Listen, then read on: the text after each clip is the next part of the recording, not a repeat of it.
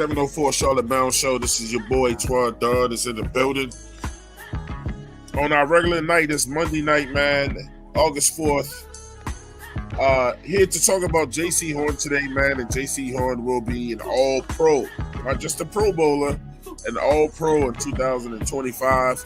We're going to break down Jaycee Horn and what's going on in training camp with him. Also break down what's going on in training camp as well. We'll talk about FanFest and who attended that and how that went. We're going to get into a lot of Panthers things as we always do. You know what I'm saying? But today's topic will be Mr. Jaycee Horn. Without further ado, man, let me go ahead and bring everybody to the chat, man. My co-host today, man, will be the prowling veteran. Y'all know it, Blue Shirt Nick. Man, it's in the building, man. I gotta be Blue Shirt today. I ain't even done nothing today. It's coming. Also, we got my man. You can catch him on a show, A Word Edgewise. We got Edge in the building. What up? How y'all doing today? What's going on, man? Not much. Shout out to my man MD already in the chat. He should be all prop. He said pro. I think he meant pro. He said he is very good. Jaycee Horn is Super Bowl underrated, but very, very good. Okay. My man Nick said, "What's up, good people?" Also, we got the he said like, comment, sub, and share. I'm glad you put that in there, Nick, because I gotta be the worst at that. You know what I'm saying? Please always hit the like button on the way in. Look, man, we have to get back to using our disclaimer. You know, we do this in every show in case there's some music played or some content played or whatever, you know, so that nobody gets in their feelings about whatever, you know what I'm saying? But shout out to copyright disclaimer under section 107 of the Copyright Act 1976.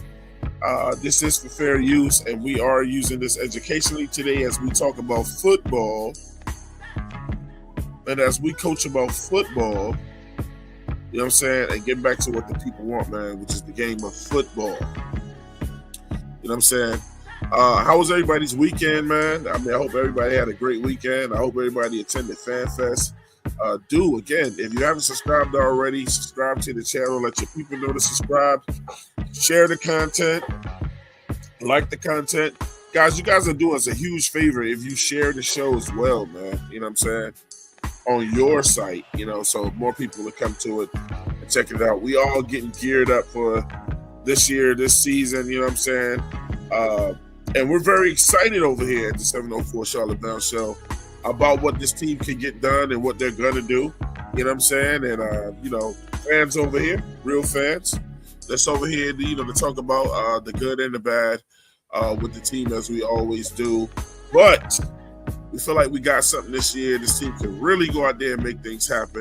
You know what I'm saying? And if you feel that way, you're in the right place, man. So let's get into it. Make sure you like, share, and subscribe, and comment. You know what I'm saying? And also, last but not least, if you guys ever want to see us do a show on a topic or whatever, please hit us up in the comment section of these videos. You know what I'm saying? And let us know. Look, guys, I would love to see you guys touch on this, and we will surely get into that. Figure out a show that we can bring to you that you'll enjoy about that topic. You know what I'm saying? It's got to be football. It's got to be football. It's got to be sports related. You know what I'm saying? We're not doing the drama. You know what I'm saying?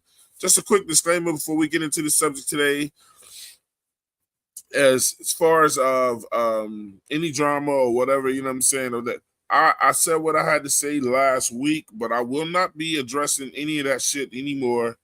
You know what I'm saying? That's over with. If other people choose to be corny little bitches, that's what they do. They can do. I told you that. You know what I'm saying? We about to get back to football. We about to get back to talking about football. You know what I'm saying? I said what I had to say. I'm done with it. I don't go back and forth with little niggas. I don't, man. So y'all not here for that. We here to talk about sports, and that's what we're gonna do. Edge, Nick, how's y'all day going, man? My day was good, man. I took the day off. Oh, word? Yep. Shout out to Anthony Brown in the building. Shout out to Anthony Brown in the building. Shout out to my man Brandon Malone in the building. Said first preseason game is Friday. Absolutely, we'll touch on that. And see what else. Claire with a comment already. It's definitely one of the most active fan fests I've seen in a while. There were some players missed that I hope we would get to see, hoping for a speedy recovery for those guys who couldn't participate. You know what I'm saying? And Nick said, Claire, you're right. We'll start with FanFest, man. Who attended it? I mean, I did. I attended. All right. oh, you went, Edge? Yeah, yes. And I gotta say though, feels good, but that receiver, Bro, we can't. we got Ed, you breaking up bad, bro. You must be in the woods, bro. it's because I'm in. It's not because I'm in the car right now. And so we'll come back to you, bro.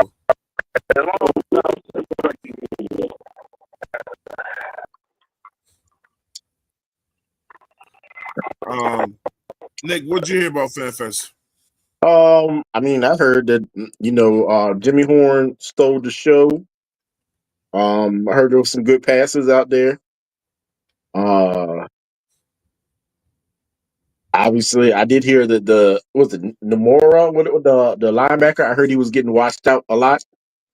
Yeah, I heard a fair amount. I think the biggest part of it was from the Jimmy Horn showing the what's called. I mean, and they said Bryce threw some nice passes too. So yeah, I think it was obviously I did hear that this is probably this was probably one of the most active, like what Claire was saying, fan fest in a long time. It looked very scripted. I ain't gonna lie to y'all. That shit look very scripted, but it's about the people, you know what I'm saying, or whatever. So I wasn't mad at that. But it looked very scripted. It didn't look like something like they were really playing hard, which I wouldn't expect them to. Neither should they be doing. But yeah, I don't want people to think that when they saw that like it was something that they was out there giving it they all or whatever, you know what I'm saying? Yeah. Nah, it's still practice at the end of the day. Yeah, it's practice. It's practice, yeah. So, that's what I respect about it, you know what I'm saying? And it is that It's still practice, so I take it all from a grain of salt, man. We yes, sir. won't see what we really got until we'll not see what we're really got until the live bullets are flying. So now, but we did hear that looks like you're going to get your wish, Swan. Looks like we're going to see more of the starters in the preseason game. So Canales did hint at that. So yeah. So you said Canales hit it what? Hinted that you're going to see more of the starters during the preseason. Oh, okay. Yeah, believe it when I see it. You know what I'm saying? I think we all can say that. You know what I'm saying? Man, look, I don't think they have to rush the starters. How do you guys feel? Look, is it ideal for those guys to get out there and play one round? You know what I'm saying? Like one rep, and maybe 1-2 reps with the starters and get them out of there. I don't need them to be on the field the whole time. I wouldn't mind seeing them play a quarter in the second game, if that's possible, and not letting them play at all in that last game like teams usually do. But we want to see a little something, bro. Yeah, it looks like that's what he's hinting towards, that you're going to see more of them in the first 2 games.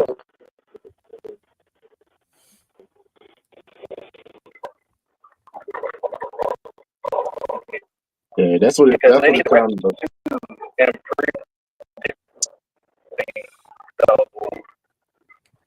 So yeah, I mean, how it used to tend, Yo, Edge, Like, Edge, and you didn't first game.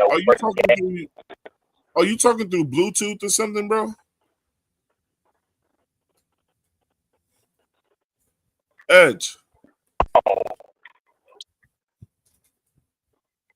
Yo, because are you talking through Bluetooth? Because if you're talking through your car or something like that, that's why it's making that sound.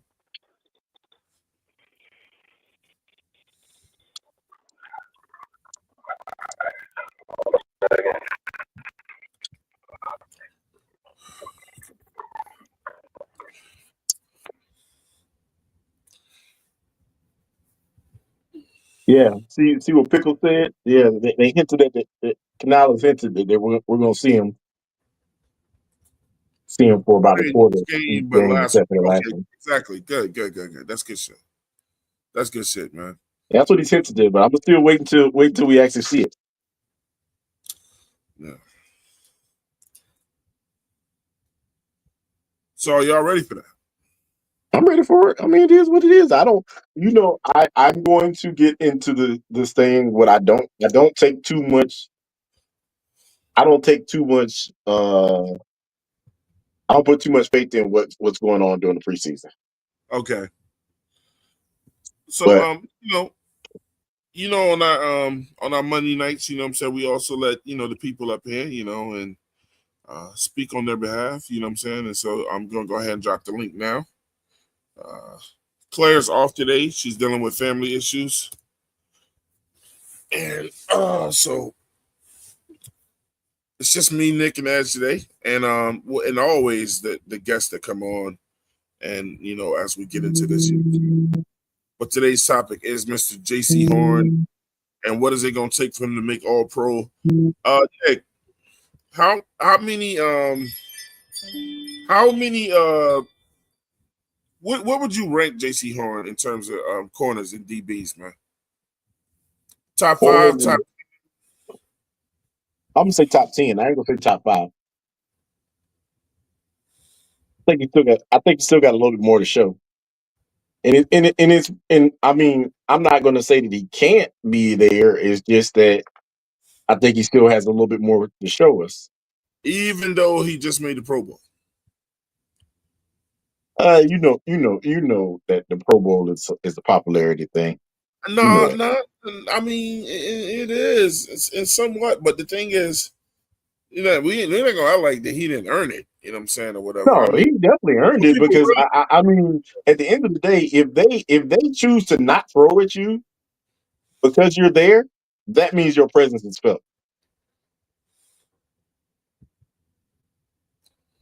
Yeah, I mean, you can look at this play right here. Look at this dude. This dude, no mic, no mic. I mean, the only thing that could have been was missing right there was for it to be an interception. And I try to tell people, man, Mike Evans does not do good against dudes his own size. Mhm. Mike Evans is not like dudes that he can't bully. And Mike Evans don't do like let's go. I'm gonna say, yeah, come with some top 20 maybe. There are not 19. There are not 19 DBs in the NFL better than freaking Jaycee Horn. That's a lot. Man, look, you know, you already know, that man JP is trolling, bro. You already know that man is trolling, bro. You know, he talking about some top 20 maybe. So, look, Hey, look, when dudes avoid you, when the dudes avoid throwing at you,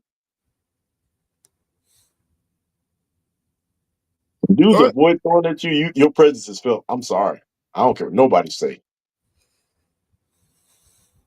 And if you when you get a wide receiver like Mike Evans and he disappears when you out there on the field, Mhm. and y'all realize every time that he has not been on the field, look what he has done. Look what Mike Evans has done to us. Every time he's not on the field, Mike Evans goes off. Yeah.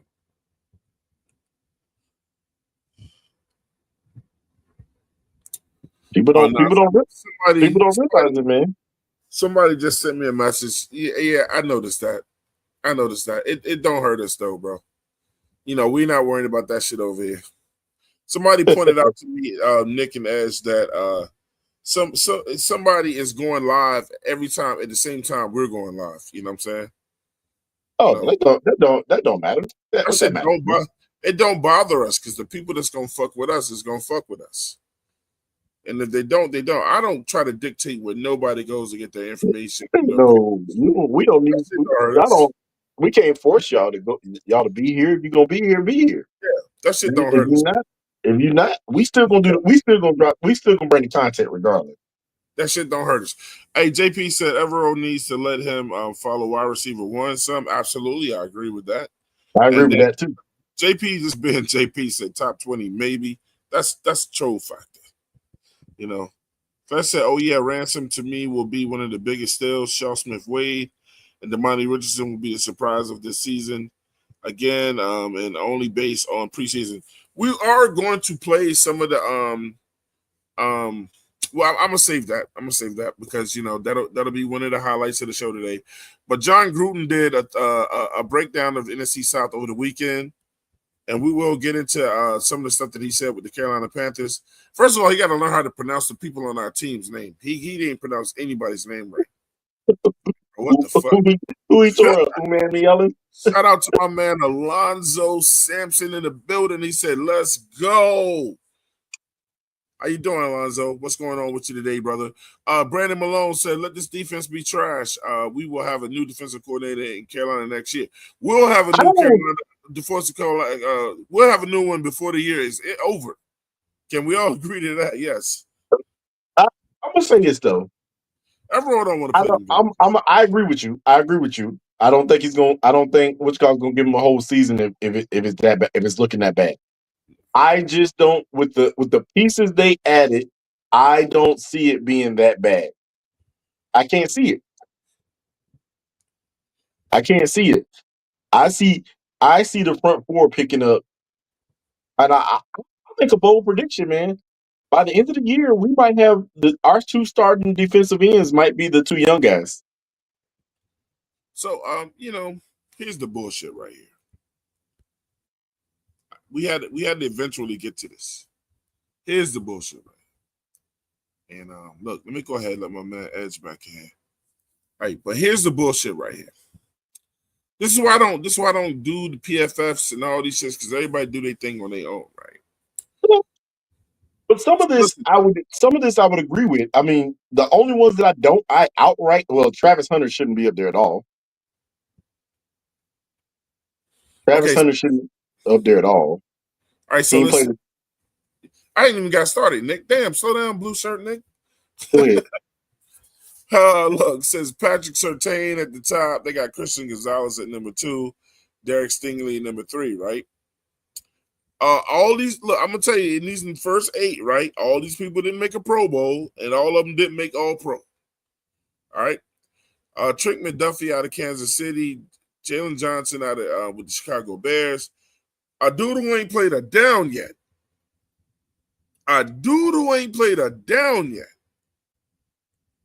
Travis Hunter at number 6. Quinion Mitchell at number 7. Marlon Humphreys at number 8. And then a guy who just hit the Pro Bowl, coming off a Pro Bowl year, they got him placed under a rookie who ain't played a down yet. Yeah. I want to talk about this. I do want to talk about this because I'm gonna say right this. That's a bullshit list, bro. Shout out to Pickle, man. We talk about this shit because we're content creators and we have to discuss it or whatever. But let's just start at the top of this. Yeah, let's start at the top. Is Patrick Surtain better than Jaycee Horn? Yes. I say yes. Is Christian Gonzalez better than Jaycee Horn? It's debatable. No. I'm saying no. He's a good player. I don't want to take nothing away from the player. I'm not He's taking a good nothing player. from him. No. Look, when we're discussing this, we're not taking anything away from any of these players. We're just saying them versus Horn. gonna say this. I do believe that Christian Gonzalez probably deserves to be in the top 5. Okay, like I said, the first thing we're gonna do is just him versus these players versus Horn. Yeah. Derek Stingley, is he better Yes. than Horn? Yes. Probably. I would probably say I'm leaning Stingley's way. Trent McDuffie with the Kansas City Chiefs. No. Absolutely the hell not. Hell no. It's a I'm hell sorry. no. When he moved to the outside, he got exposed a bunch of times. I'm sorry. Absolutely the hell no. Jalen Johnson with the Chicago Bears. I don't even know who Jalen Johnson is. That's the honest truth. And that's all you need to say, Nick. And that's all you need to say.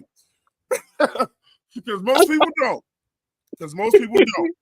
I don't even know who Jalen Johnson is. He's not even a household name like that. And he didn't do anything quietly. No. We only need to talk about number 6, so no. Let's just go ahead and skip number 6. Can we just skip number 6? Come on, man. This man ain't dead shit. Skip number 6. Quinion Mitchell with Philadelphia. I'll say he's as good as Horn. I won't lean either way. I'm not mad at Quinion Mitchell being up there. I'm not mad at none of that. Now number 8. Hey, number 8. I mean, what that was. You see that one? Yeah. And number 8, now, man, Marlon Humphrey had a hard season at the beginning of the season. I'm sorry. I'm not with that one. Didn't they move Marlon Humphreys to safety? Yeah, he was playing back there, son. But look, Nick, let's do the math on this, Nick. So we're saying no with Marlon, right? We're saying no with Travis, right? Yes. We're saying no with Jalen Johnson. Yes, I don't know who the hell that is, man. We're saying no. We're saying no with Christian Gonzalez, and that's it. You feel me? So he said no with Trent McDuffie too. And McDuffie. So what's 9 minus 5? 4. He's top 5 all day, bro. Yeah. He should be where McDuffie is, and y'all can put McDuffie wherever the hell y'all want to put him. Because everybody knows when it comes to Kansas City, it's that front 4 and nothing else. Well, no. So the thing about it is McDuffie got off when old boy was there. When what's his name? Oh, because he ain't even up here.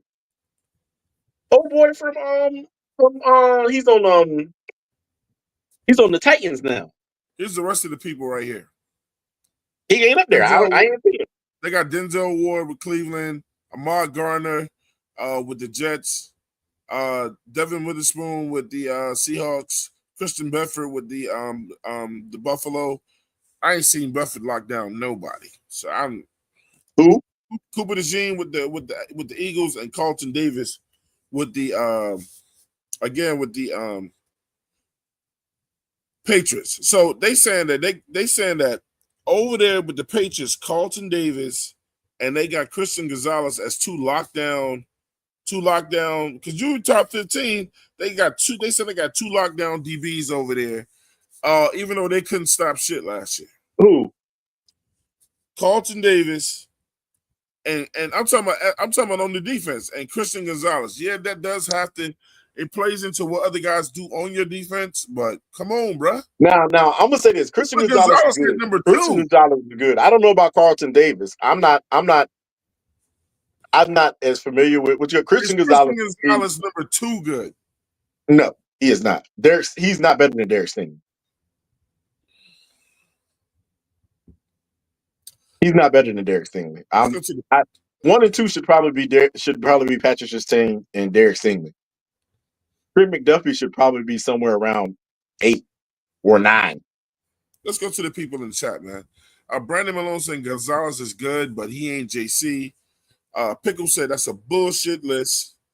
Shout out to JP. JP said Jags have already said that Travis Hunter will be their CB4 to start the season. He'll be more involved in the offense. You said a CB4, no pun intended to the movie. No pun intended to the movie. But you said a CB4 is a better DB than the Pro Bowler. You got to take polls with a grain of salt, bro. And then JP said, nah, he thinks Gonzalez is better. He said he was no defensive front and still lock guys up. He ain't better than Horn, not in my opinion. He lock guys up. I'm not even gonna take that. I didn't say he don't lock guys up. I say he ain't better than Horn in my opinion. I don't think Christian and then Gonzalez. We're talking about a Horn that's been held back. We're talking about a Horn that's been held back. All the shit he can do that his damn defensive coordinator wouldn't let him do last year. I would say right now, if I was to look at this list, the only two that I am 100% sure that are better than Jaycee Horn is Derek Stingley and Patrick Surtain. The other ones are all questionable. And who the hell is Jalen Johnson? Tell me. I don't know. I'm sorry. I mean, hey, look. I know that what's all over there telling me, "Oh, you just because you don't know him, don't mean he ain't good." I'm like, I don't feel he is. Most of the motherfuckers is good. At least you hear about him. I heard shit about Jalen Johnson. Hey, guys, the show is open now, man. Please hit the link if you guys want to come in here and join the discussion with us, man, on this Monday evening. Yeah, we can talk about this live. Come on, JP, come on, show your presence. JP be incognito, man. He don't, I know JP, he like to stay off in the low. He be bring the low. Bring your ass here. JP got to be in a good mood to pop up, bro. Yeah, I don't know, man.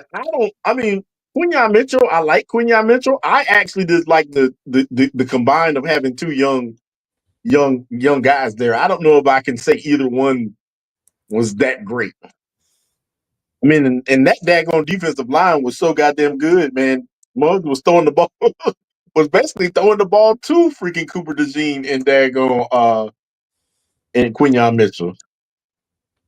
I mean, we got to take that into account too. They defensive line was good. Okay.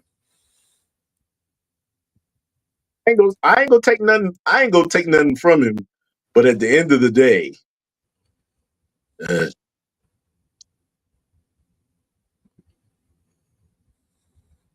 so look, man, that's that. That's that on that situation. But look, we're gonna go over here with that's a bullshit list. And hold on. Let me see what my man Pickle said with that situation. Pickle said that this is the MFL football list and he's a fucking idiot.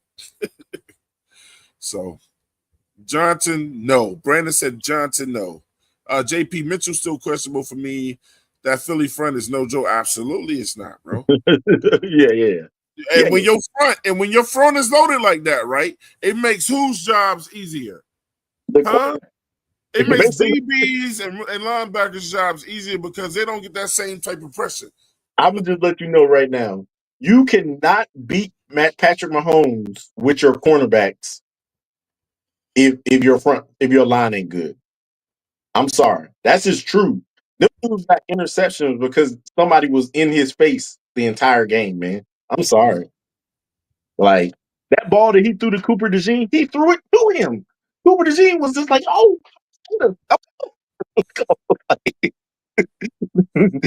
That's literally what happened during that game, man. Not taken away from the kids. The kids were in the place where they were supposed to be at, but at the end of the day, their front four was immaculate.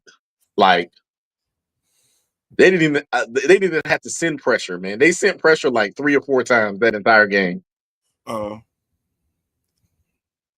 Yeah.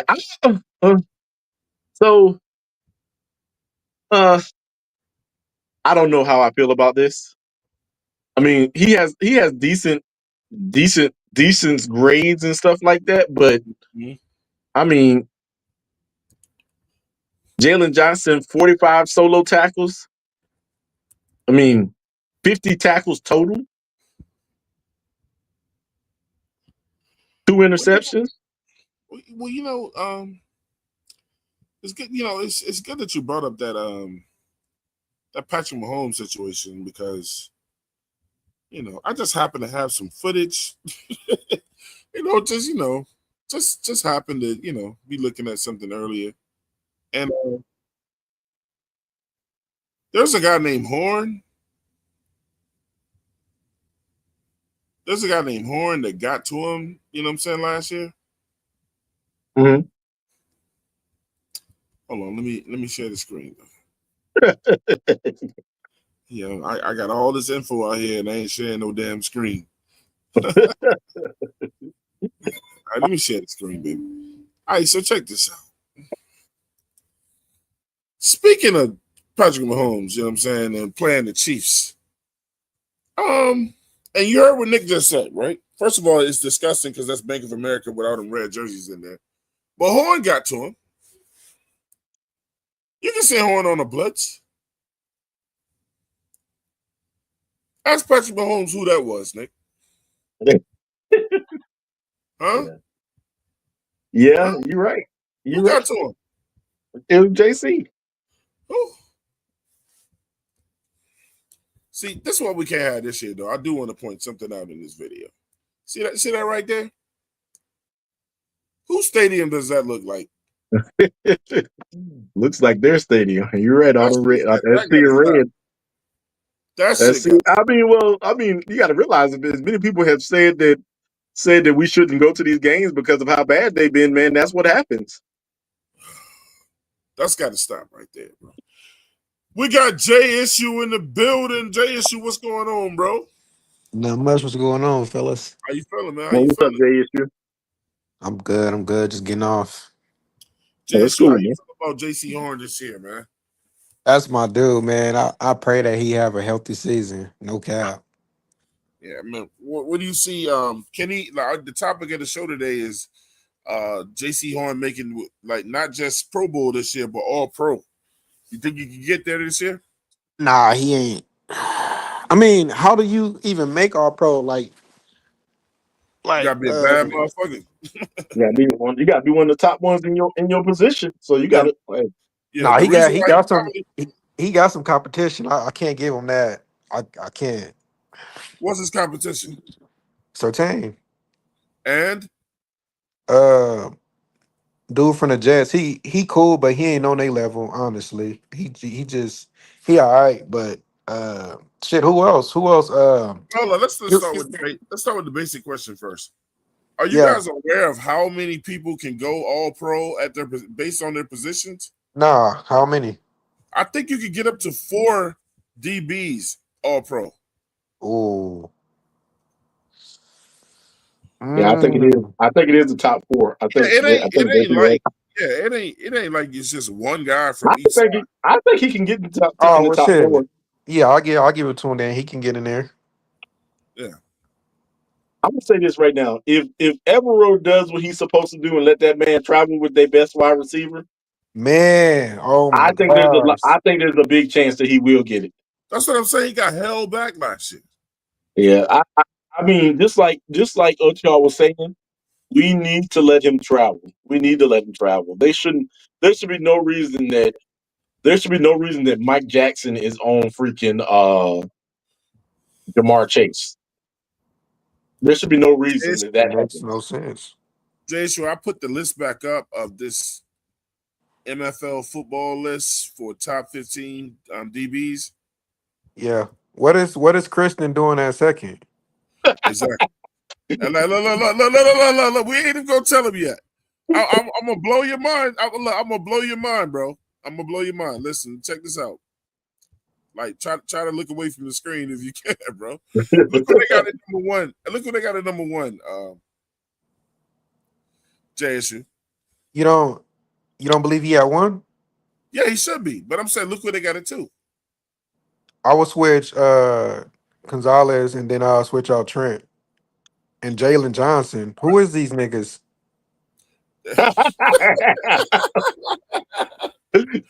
So look, Hey, so JSU. Let me Bro, say this, JSU. I'm gonna show you. We're gonna do it with JSU. So Christian Gonzalez, Derek Stingley, Trent McDuffie, Jalen Johnson. Would you say any of those guys is better than Jaycee Horn? No. All right. Look. Y'all want me to do it one at a time until JSU throws up? JSU, we're gonna go number 6. Number Travis 6. Hunter. What? That Why? mug He's a ain't even, rookie. He that haven't mug even ain't even played played, yet. bro. Like Hey, whoever made this. JSU, how many downs has he played yet? He 0. Why is he right there at 6? And according to Pickle, according to their team, they say he's gonna be CB4. Get the fuck out of here. How's a CB4? Okay, let's go to I the mean, next one. JSU, Quinyon Mitchell. Quentin Mitchell. that's the one for Philly. He was good. If They I have him on this list. Quinyon if I Mitchell had was good. Quinyon Mitchell also benefited from that front four with the Philadelphia Eagles. The pressure they got on people made their jobs a lot easier. He ain't have to do much. Right. Marlon Humphrey. Marlon Humphrey. Oh, nah, he should be a little higher than that. Well, I know who freaking everybody else on this list is except for fucking Jalen Johnson. Look who they got at number 9. Yeah, they did wrong for that. But look at all the people they got ahead of him, right? Dude, So JSU, they got stars below these dudes too. let's see if it holds up though with JSU too. So JSU, is Marlon Humphreys better than Horn? No. Hell. What about Quentin Mitchell? Quentin Mitchell. Nah, hell nah. What about Travis Hunter? No. Hell to the no. Hell. What about Travis Jalen Hunter Johnson? shouldn't be up here. What about Jalen No. Johnson? Who the I fuck don't is know he? who he is. I don't know who he is. What about Trent McDuffie? No. Stingley? Stingley, I'll put him at 4. Yeah. But I'm not putting him before Horn. Horn at 3 for sure. There you go. I don't need to say nothing else, man. We done with that. Case closed.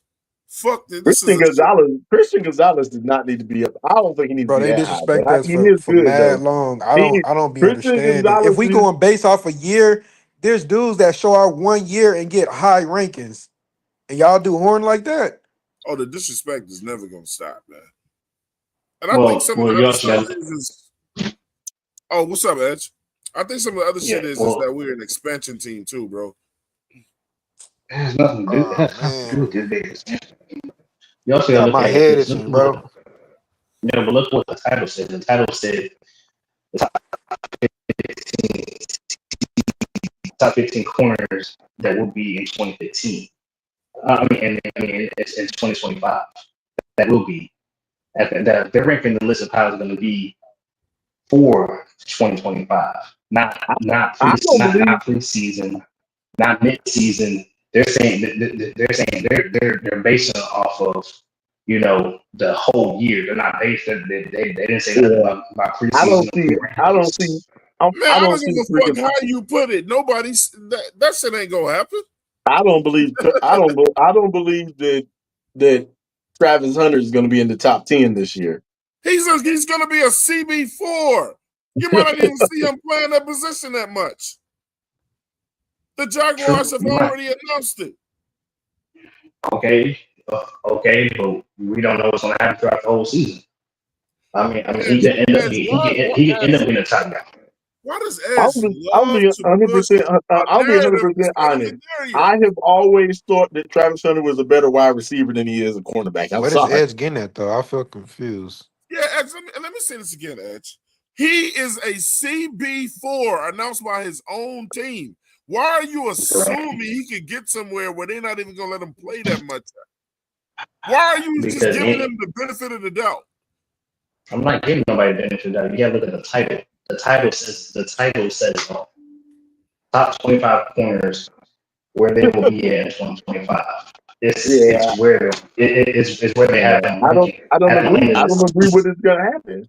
I don't, just like they're saying, they're saying I don't see him seeing the field that much.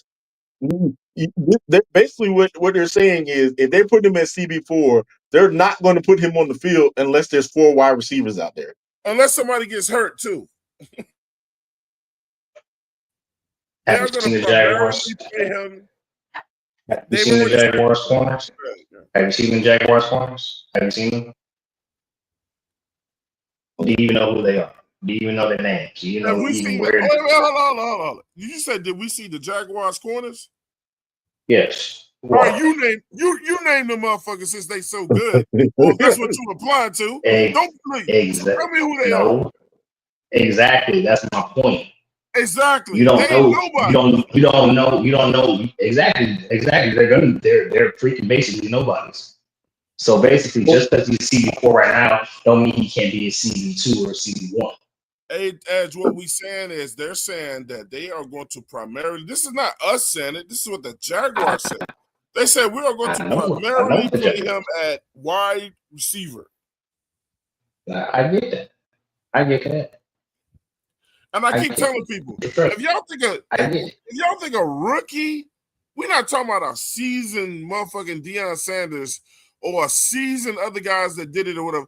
If y'all think a rookie, You're gonna be able to learn all this all. slim in the frame ass fucking Travis Hunter is gonna come in here in the NFL, the professional league, and go both ways and survive, y'all are fucking kidding yourselves, bro. I don't. The thing about it is, Twan, I would if I was a coach and Travis Hunter is playing both ways. If they put him out there at cornerback too, I'd run his ass across the field every single time. Every single time. Every time I'd switch wide receivers out so that somebody else could do it every time, but I'd run his ass up the field, across the field, everything but the place where I'm gonna throw the ball. Just so I can build an advantage when he's out there on offense too. I I'm agree, but sorry. look, can I tell you this issue? Edge, Nick, Travis Hunter could not stay healthy when he was at Jackson State. He almost missed a whole year. You feel me? We saw his Colorado years. He got hurt a lot. You talking about running him both ways in the NFL? Yeah, it's not. It's not. Let me I tell see you all him. this. CMC loading. Another CMC is loading. Yeah, he might have a good couple highlight years, and then next thing you know, Because that hit that took him out the game at Colorado, that was in college. some of these linebackers gonna tear his head. I mean, not linebackers. Some of these daggone big wide receivers is gonna light his ass up. All that dancing and the TikTok dancing shit, that shit ain't gonna work, bro. they ain't gonna let him get away with that shit immediately. Maybe later on in his career.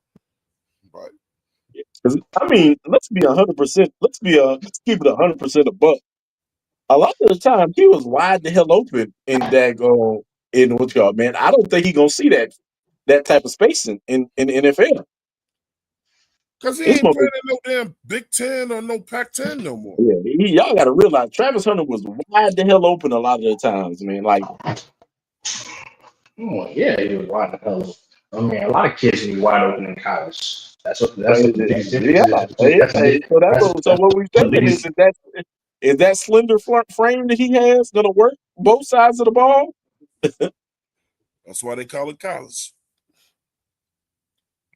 I'm working for Devontae Smith, and he's a receiver. So Yeah, but you got Devontae Smith's a wide receiver. He's running one side of the ball.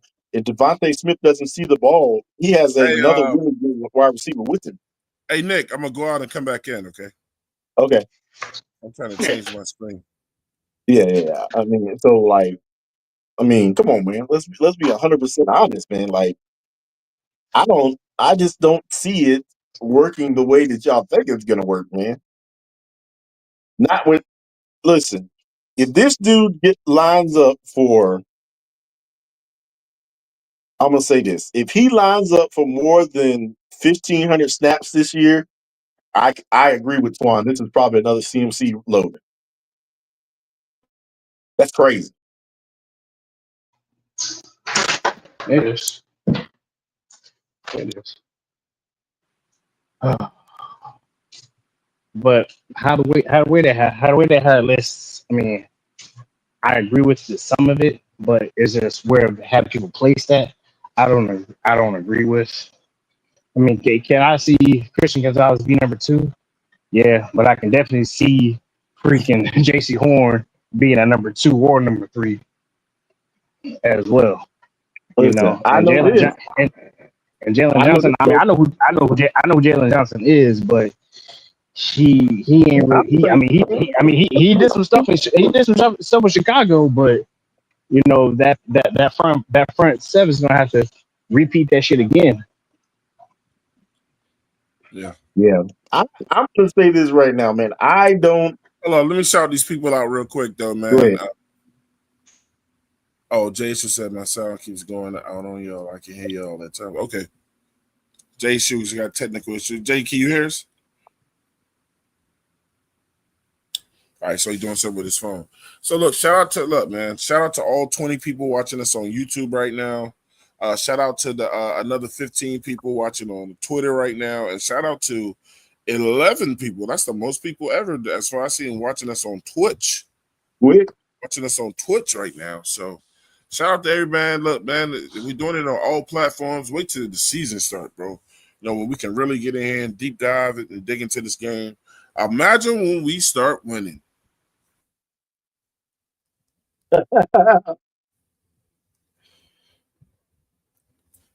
Imagine, man. Imagine that, man.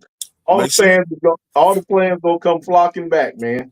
Make sure you remember the places that promoted winning.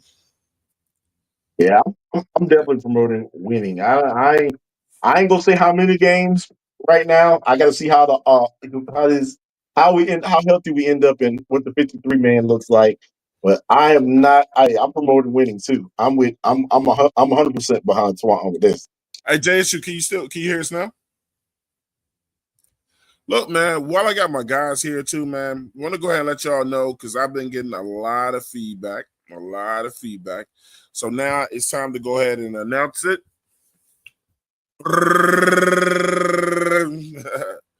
So, man, back by popular demand, man, our third season, man. 704 Charlotte Bound Show, third annual 704 Charlotte Bound Show Fantasy Football League is kicking off again in early September. The entry fee this year is $40. It was $30 last year. The reason why people keep coming back to our show and coming back to our series is because, we pay. Look, we don't deal with no bullshit over here. We don't mean having people changes. We do a show where we go over our rules and we stick to them. We don't do no fake or whatever shit over here. It's just straight up balling because everybody's money is just as valuable as everyone else's. Still keeping the 12 people status. I only got 3 slots left. You know what I'm saying? The pot this year is $480 this year. That's almost $500. Winner takes all. It ain't no second place or third place. Winner takes all. And I mean, bro, with all the talent that came in this year, the games are gonna be lit. My man Edge has been been very, very good over these last years. I've been kind of doing my thing. We just can't get the win. Maybe we can get the win this year. Nick was good last year. Yeah, I think everybody got injured when we got to the playoffs. Jay was like, fuck it. Fuck this league. But guys, are y'all participating this year? Yeah, I am. So And Edge, what about you?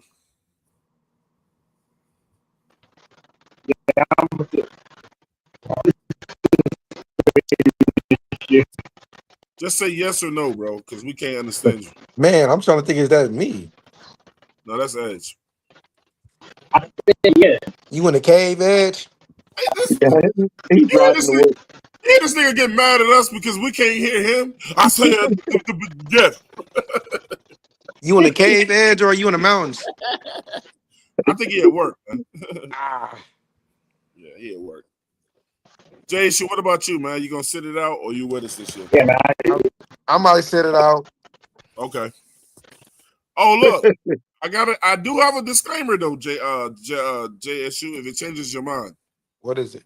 G Baby is not allowed to be in this damn fantasy. Okay. I might Booted. reconsider. Yeah, he's Okay. been booted. Okay. Yeah, we ain't dealing with hey look, we is not dealing with none of the disrespect Yeah, he tried nonsense, to come. He man. tried to disrespect that show, so we got him the fuck up out. Yeah, No, yeah. Princess Peach. I was a Yeah. crazy league that year, man. Princess Peach had it. I don't know. Yeah, just letting everybody know, man. You ain't gonna get kicked out over here unless you're doing craziness. And G Baby was doing crazy. So let me tell you who's on the list so far. So let me go ahead and check it out real quick so you guys will know. And it's also pinned in on X. It's on Twitter. You know what I'm saying? Where you can sign up over there. So I haven't even checked the messages for that yet. So shit might be filled up.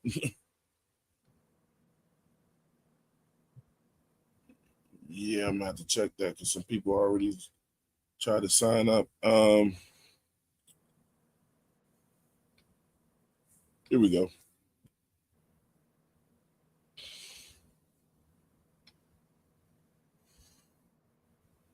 Oh, would you? All right, so You this year, so we got me and Nick. We're both back. JJ, he's coming back. Edge is coming back. PD Quick is coming back. My sister-in-law, Thanasis Kids, Lily, she coming back. Kevin, White Chocolate Espresso is coming back. So that leaves 1, 2, 3, 4 slots. Yeah. Yeah, y'all come on, man. Well, hey, look. It's fun. You know, it's bragging rights. You know, you can talk trash. I think Oh, that was the it's so fun, bro. It's so fun. that was the trash. That was the best part about it last year. Just talking trash. And Tawana tell you, man, I came out looking like I was gonna win it all, and then it all fell apart. Motherfuckers.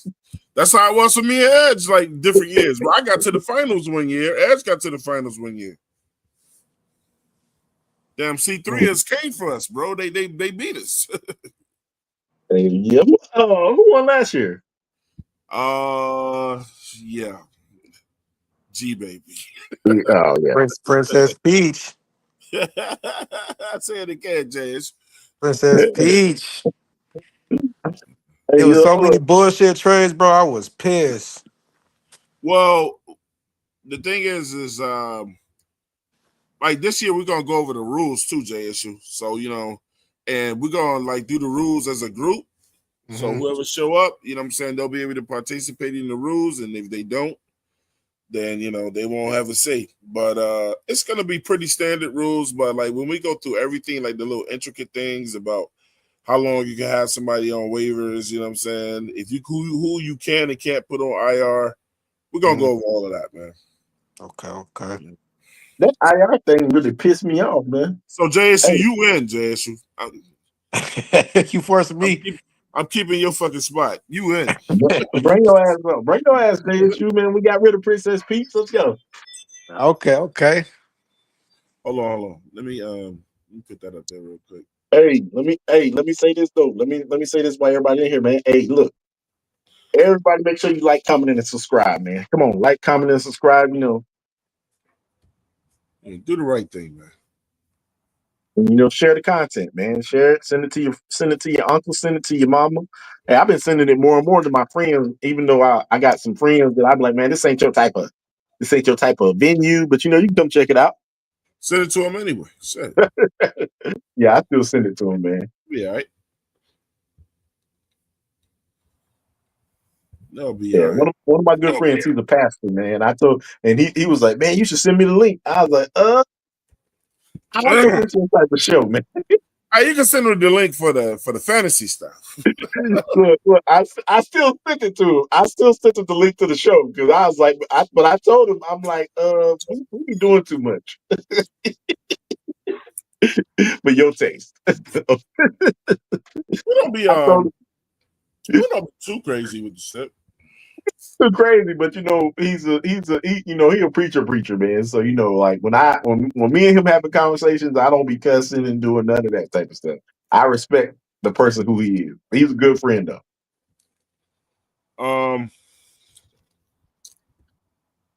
Other news too, man, is shout out to Prime. Hit him up this weekend. He was doing the NCAA football game, and he was in his chat. And um, I'm gonna be able to talk to him in detail.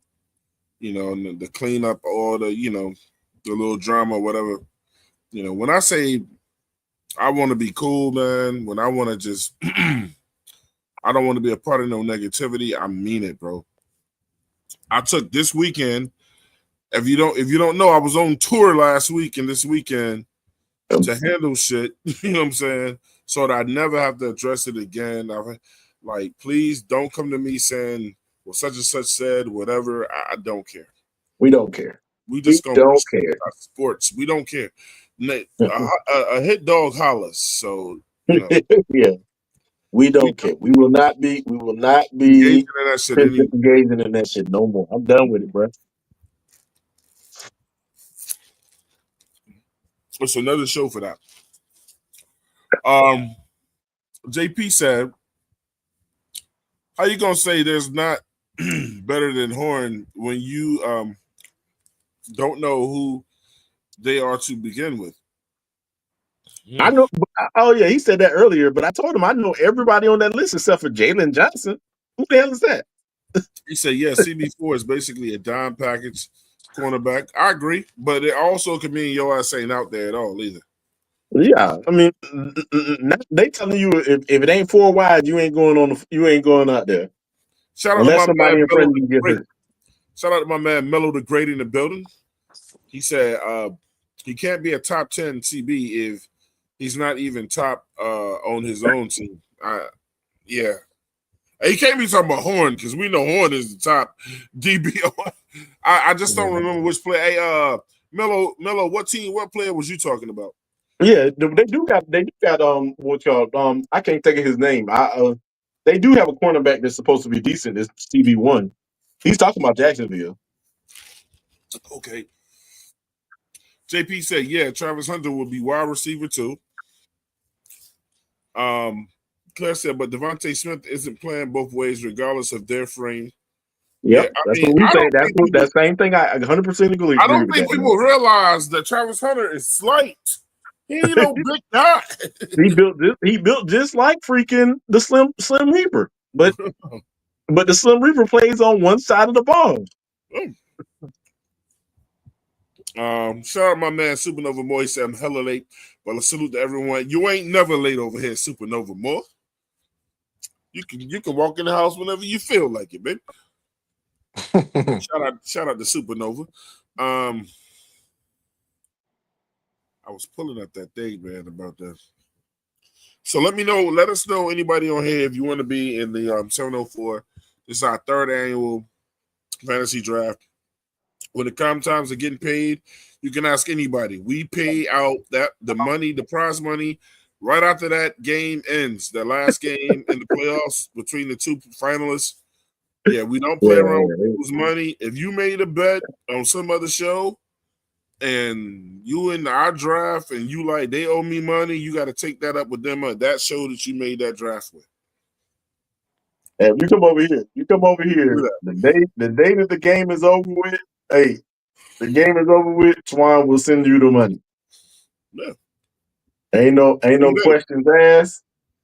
And you gonna say, oh yeah, he gonna have your cash app because you gonna cash app him the money. Yeah.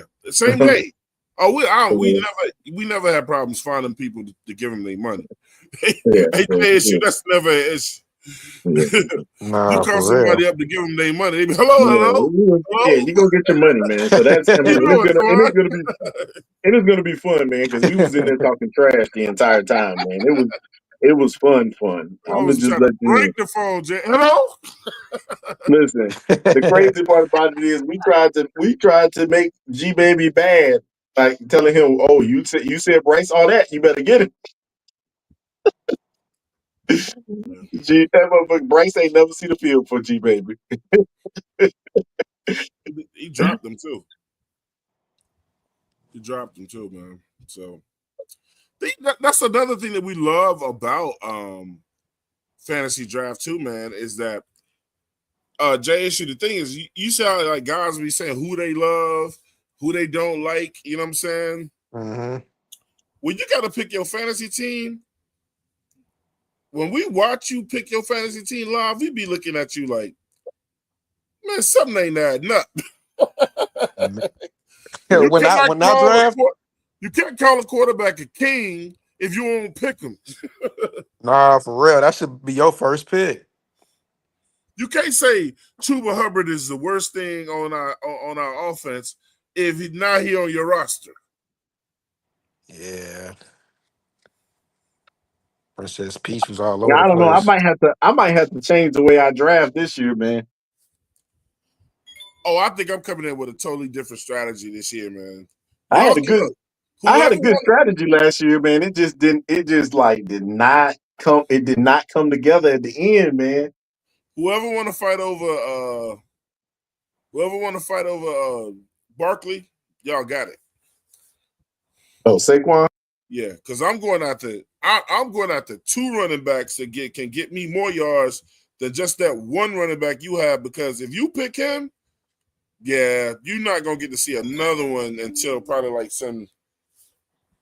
Well, I'm gonna say Mm. this though. I'm gonna say this though. Now, I'm a firm believer that running backs can win you your fantasy football thing. And we had a dude last year on one of my other leagues. He got Saquon and freaking your boy from freaking Atlanta. I know I'm going running back first round, but I ain't man. But why am I telling y'all what I'm gonna do? Hey, but look, I'm gonna say this though. I I mean, if anybody is skeptical about wanting to do it, we do not cheat you at all. I'm gonna let you like Twan say it, man. We don't cheat you at all. We randomize who picks first.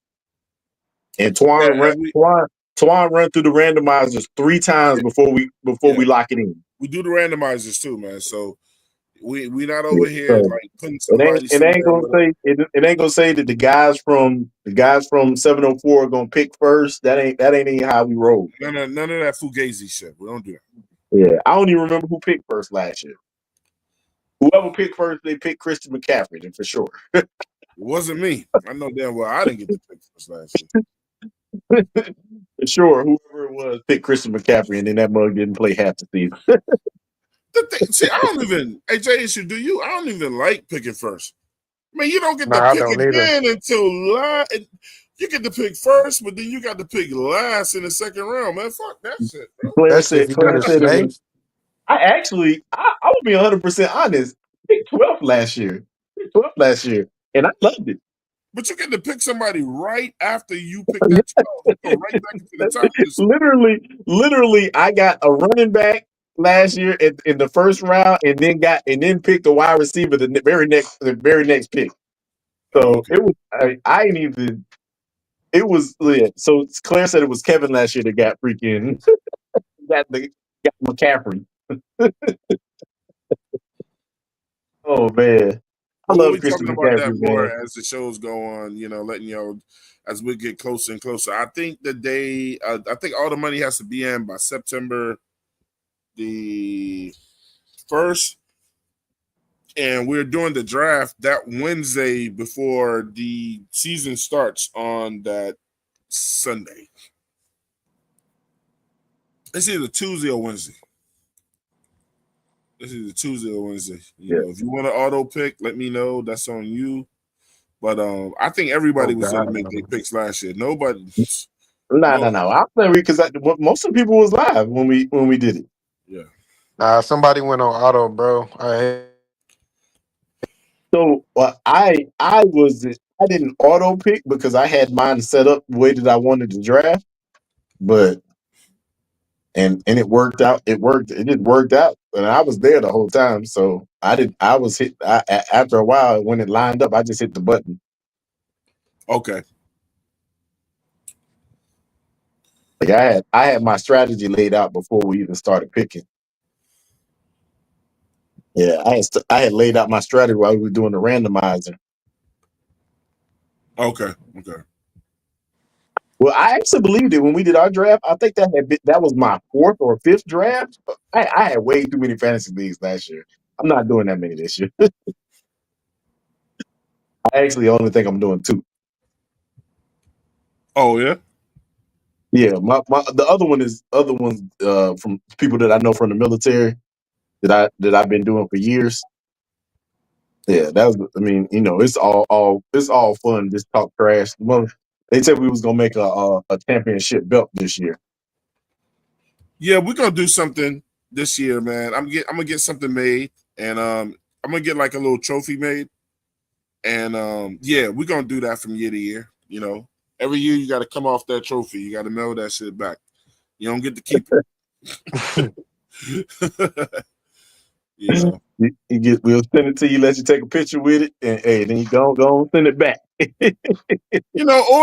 I might just since it's my league, I might you keep your trophy, man. You got to have something to brag with. We'll just do a different trophy get every a year. little one. Yeah. Get a little one. Yeah. Push them out.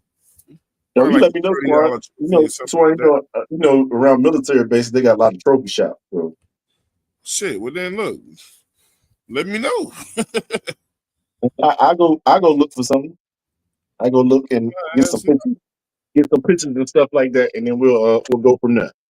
All right, so look, man, John Gruden over the weekend, right, did a breakdown of the NFC South, and we got to talk about what he did with the Panthers. I mean, do we give a fuck about the Saints and anybody else? No. He went with Atlanta first.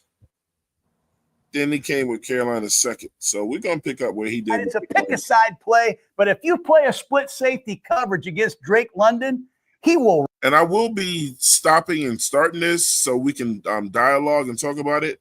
So let's take a look at it, especially when it comes to Jaycee Horn and things like that, who is our subject of today. I absolutely think Jaycee Horn could be all-pro this year, but it is all contingent on what our DC is going to allow him to do or whatever, Rip you apart on these choice routes. Cover 2, what's the choice? Single high, what's the seam? Pick a side with Mike Penix. God, I'm going to get some tickets for the Falcons. Okay, the Carolina Panthers, led by head coach Dave Canales, going into his second season. General manager Dan Morgan working together, building the Carolina Panthers. The owner, David Tepper, he's been there since 2018. He's had a quick trigger, man. He's had 7 head coaches since 2018. He's had 3 different general managers. And since he's been the owner, no playoff appearances, a minus 688-point differential. That's a damn shame. Let's go. Damn. It's 38 wins. So I know the owner probably wants to see the Panthers get back into the postseason. This is a team that a lot of people may have forgotten, had a late season surge. Remember, the Panthers have been really quiet. You talk about the Lions restoring the roar. The Panthers have been a real quiet cat for about 7 years. They haven't gone. JSU Edge, the chat. I'm going to go ahead and tell y'all now, get ready for the comedy. He ain't going to pronounce nobody's name right. I'm like, bro, you must just be looking at a sheet of paper. To the playoffs, but in their last 3 games, they went 2-1, and they look sharp, eliminating Arizona, eliminating the Atlanta Falcons, and they improved from 2 wins to 5 wins under Dave Canales, the former Tampa Bay Buccaneer offensive coordinator, although all 5 wins were against teams with the losing record. But I think the guy to keep an eye on, without a doubt, is Bryce Young. For people that like to, that's going to keep up with the shit and like to do the negative shit. But I point it out because it's the truth. Even with all the wins that we had last year, it was against all teams that had losing records. But, we know the situation with Kansas City. We know the situation that happened with Philadelphia. 1 or 2 plays away from winning those games. And Tampa Bay, if it wasn't for Tampa, Baker Mayfield getting that first down, could have beat them too. Those are games that we could have easily won and been 8-9 last year, man. You know what I'm saying? Still would have been even more respectable, but that's how football go, man. You got to play all 48 minutes. Let's get back into it. Remember, number 1 overall pick. They gave up a lot to get him. he inherited a horrible team. He was not on a very good team. And they always agreed with that. I said it from the front. Nick, you remember me saying that. As much as I got on Bryce and much as I said he was trash, I always put it out. He inherited a trash team, bro. The coaches as well. Benched him in September. A lot of people out there take a dive in adversity. I kind of crumble in adversity.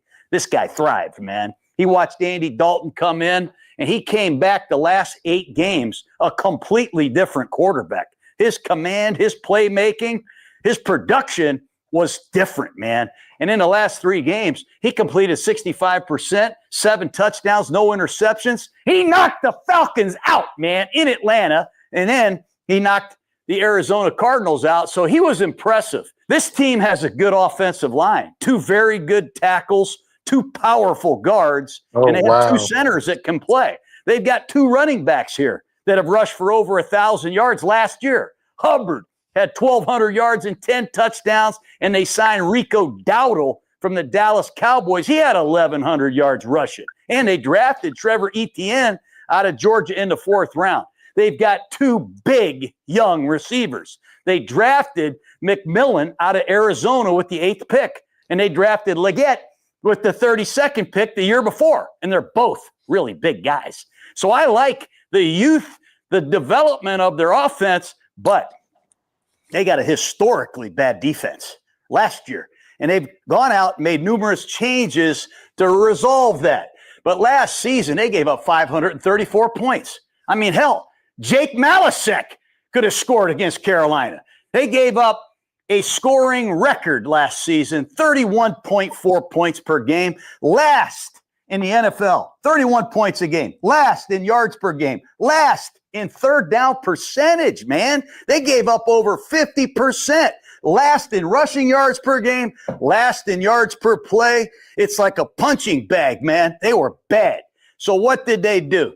They went out and they brought in 5 potential starters in free agency to help this defense. Tershawn Wharton, defensive tackle from Kansas City. Patrick Jones, defensive end from the Vikings. Bobby Brown, a mammoth nose tackle from the Rams. A safety from the Raiders that I drafted. Trayvon Merring, they gave him $51 million. And Christian Rosebloom, linebacker who had over 100. Who the fuck is Rose Bloom? You said what, Twan? Who the fuck is Christian Rose Bloom? I don't know. It's Boom. It's BOOM. Like, like, who the fuck is Christian Rose Bloom?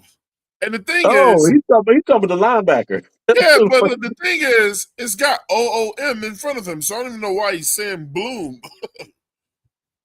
Like, he can't read, man. It's all right. Let him live. Do better, man. Come on, let's go. 5 potential starters in free agency to help this defense. Tershawn Wharton, defensive tackle from Kansas City. Patrick Jones, defensive end from the Vikings. Bobby Brown, a mammoth nose tackle from the Rams. A safety from the Raiders that I drafted. Trayvon Merring, they gave him $51 million. And Christian Rosebloom, linebacker who had over 100 tackles for the Rams. 5 potential starters. So check this out. So I have to do this right here. But there are people that believe that those guys he just named, there are people who believe that those 5 names that he just named that were either becoming beasts or embarking upon beasthood at their former teams that said those guys are no one. Who are they? They are. They basically call them second-rate players. Yeah, because you got people that are wrapped up in big names so much until if you ain't the big name that they want, then you ain't shit. But guess what? And we've said this on the show so many times. You cannot have a team full of all-stars, bro.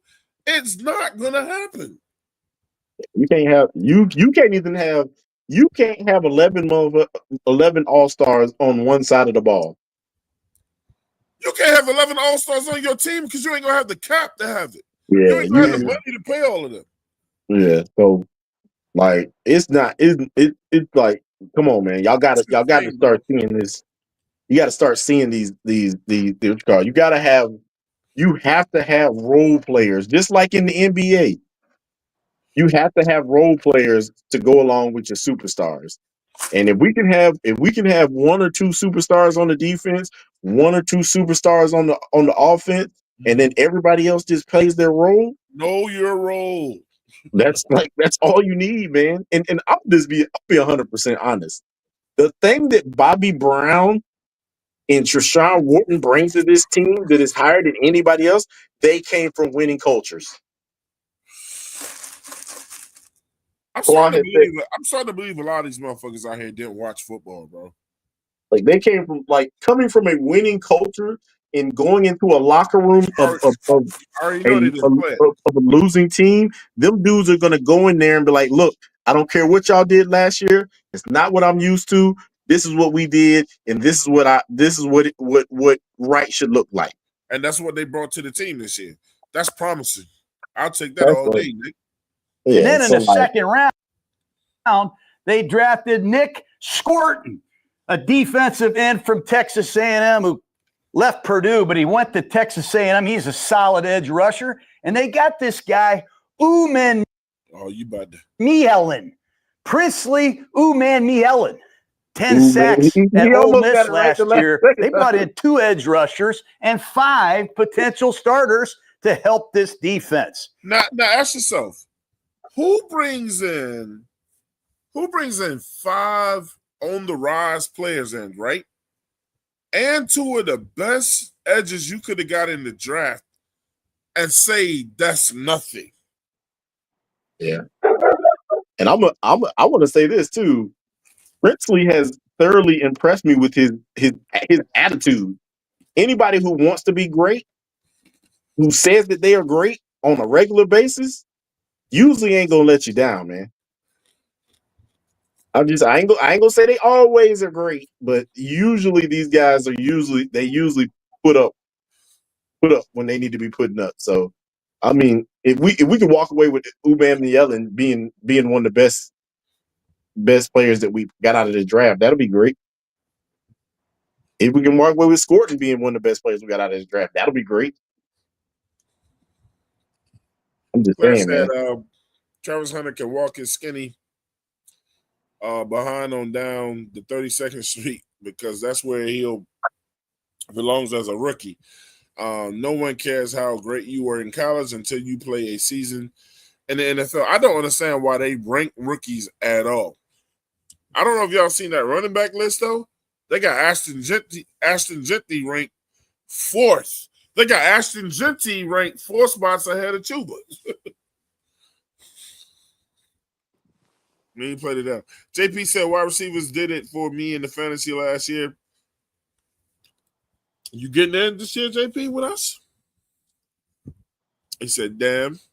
And then JP said, I won't rain on your parade, so I don't know what I said, bro. Many didn't think that Etienne put He was talking about when you was talking about how they did play better at the end of the year. That's what he was talking about they when he did. said that. It's just a fact. They did. Bryce Young was a top 3 quarterback in those last 10 games. I didn't make that shit up. They did. They all played a lot better. The defense even looked a little better towards the end of the year. They had nothing to lose. That's why I didn't understand why Evero wasn't willing to try different shit. You have nothing to lose. Yeah. And you know what the other thing I didn't understand is too, man, like y'all act like just like Twan said, he told you that in the last 10 games he was ranked 3rd among quarterbacks. And then people what they want to say, oh, but y'all saw what happened when they played Dallas. I'm like, dude, did you not see what happened to Patrick Mahomes in the Super Bowl? Everybody has a bad game. The way you got to make your own team look bad is like whenever somebody brings up something good about your team and you want to bring up something bad about your team, you might not be a fan. You might not be a fan. I don't even like to do that shit. You just might not be a fan. Like I said, I got Treshaun Wharton being on the other side. If I do DB too.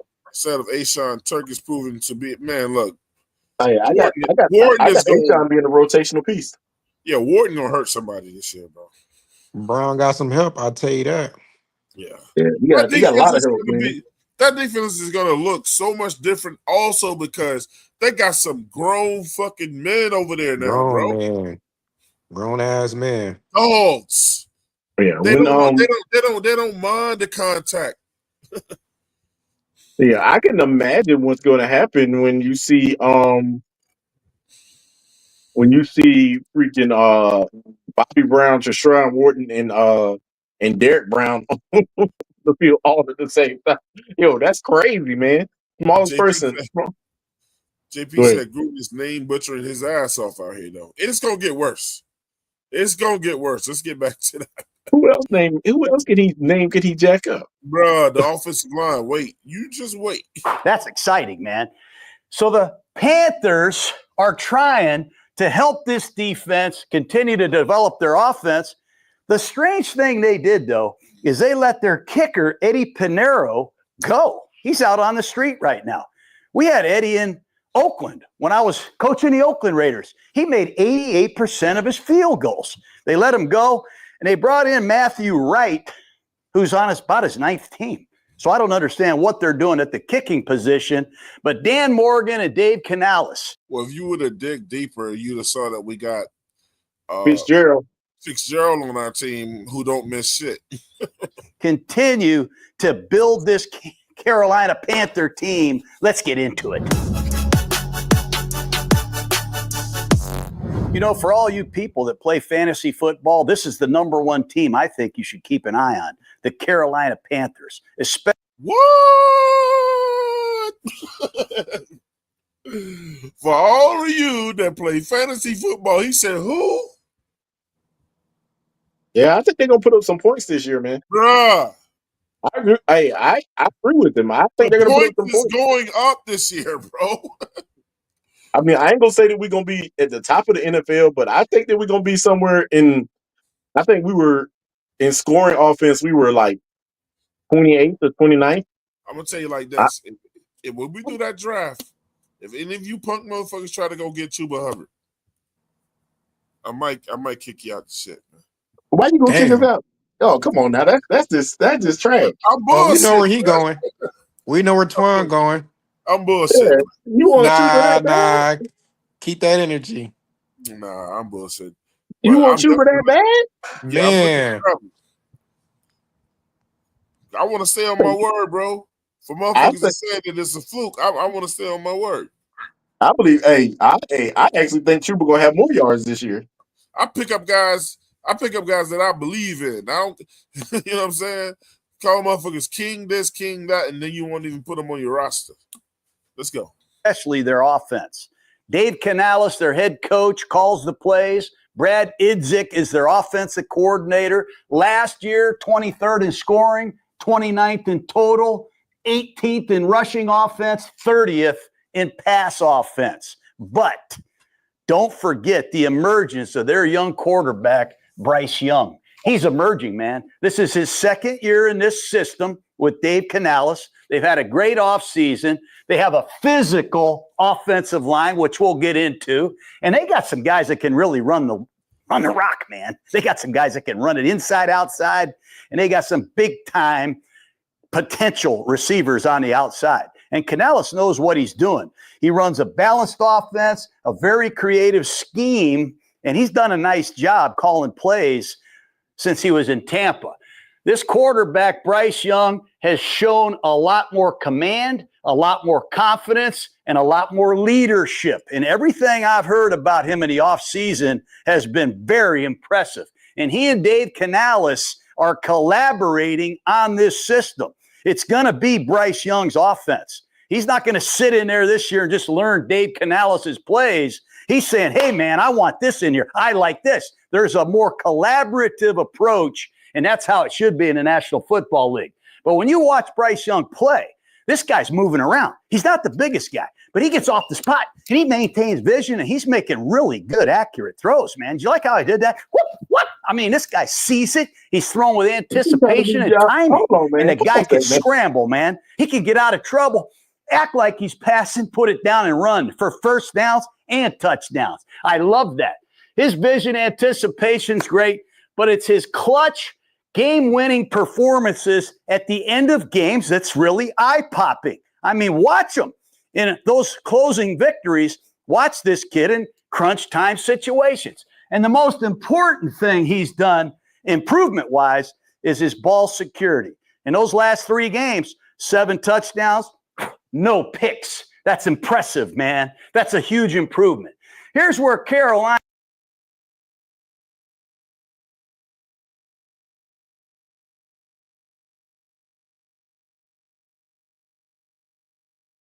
Swan.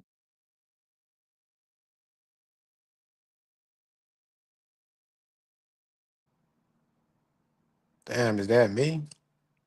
No, it ain't you. It stopped Twan, playing. You fell asleep and hit the pause button? Maybe Twan computer Damn, had it. I'm over here talking to my fucking self. Oh, Yeah. well, in the world. 7 touchdowns, no picks. That's what he kept saying. 7 touchdowns, no picks. So listen to this. That's a motherfucker going in the right direction. 7 touchdowns, no picks. So shout out to Alonzo, said, Twan, wake up. Yeah, I'm over here just talking to my damn self. So listen to this. In the route of that, did we prevent the Cardinals from going to the playoffs? Yes. Yes, we did. Did we prevent Atlanta or help out and them not going to the playoffs? Yeah. Well, yes, we did. Yes. You know? See, the guy that should be a thorn in Atlanta's ass is Bryce Young. He beat y'all 2 out of 3 times. He got your last coaching staff fired. You know what I'm saying? He just keeps showing up. Like at this point, he got the love playing Atlanta, bro. I'm gonna say this, Twan. You gotta We all know why Bryce had a down year, though. we gotta think of this, man. I agree with the teams that playing us at the beginning of the year this year. The teams that's gonna come out here and be like, "Oh, this is the Carolina Panthers." They gonna feel sorry for that. No, I would feel bad to have to play Carolina at the beginning of the year right now with the Can way I that also, this roster is lined up. it ain't just with the roster, way the roster's lined up, the way that schedule is lined up. I mean, I ain't worried about the schedule right now. I would put this team up against with what Bryce Young did. If he could continue to ascend from the end of last year, with what he did at the end of last year, if he continued to do that with what they've added onto this roster, I don't care we would have to play within the first 6 games. I don't think it's going to be. I don't think it's going to be a cakewalk for any team. That's my opinion, and you can shoot the messenger if you want to, but the way that this roster is looking right now, and the way that these guys are talking right now, it seems different than what we've seen in the last 5 years. I mean, I didn't hear anybody I didn't hear Derek Brown talking about the guys being hungry. I didn't hear anybody talking about those type of things or about the different types of guys that we have in these locker rooms, man. I don't think this is about to be the same things we've seen in the last 5 years, man. I think this is about to be something different. Before all this shit started, I said, I see it coming this year. I'm telling you, I mean, I've done the speeches. Let them sleep. Sleep, bro. I see what's going on. I mean, like my thing is, you ain't got to believe in what I believe in. I don't got to believe in what you believe in. But as a football player and somebody knows this game well, I see when something is about to happen. It ain't as clear to everybody sometimes, you know what I'm saying, or whatever. And I could be Until wrong. it happened. Yeah, and I could be wrong. But I see that if you don't see the pieces and you don't see this and the attitude, then maybe you ain't been around it enough. You know Yeah. what I'm saying? Or whatever. Yeah. And I don't get mad at people who say, look, man, we ain't seen shit in like 8 years and whatever. But we haven't seen a team like this in 8 years either. This is You ain't different, never seen man. an offensive line like this ever. This is different, man. This is different. You ain't seen the 2 running backs with 1,000 yards since Smash and Dash. That's back. You This ain't is never different. seen a wide receiver room like this before, have you? We've That's never seen a wide receiver room like this ever Come on, bro. in What franchise history. we're We have gonna do is never we're gonna put up seen. some points. Why y'all We've leaving never. out my favorite head coach? What's wrong with y'all? Can What are I you talking about? because I know you ain't talking about Canales. So we can't. Canales. Well, we can't give them that yet. But either No, way, I'm giving it to him. I'm giving them that. I'm giving him that because you know what he came out I'm and said? He you said, don't crazy. nobody want to play us this year. Not even just that though, Twan. Just look at everything that he been doing up until this point. Like he trying to get the roster somewhere and get his guys somewhere. He just need control. Man, look, first 5 games, Jaguars, Cardinals, Falcons.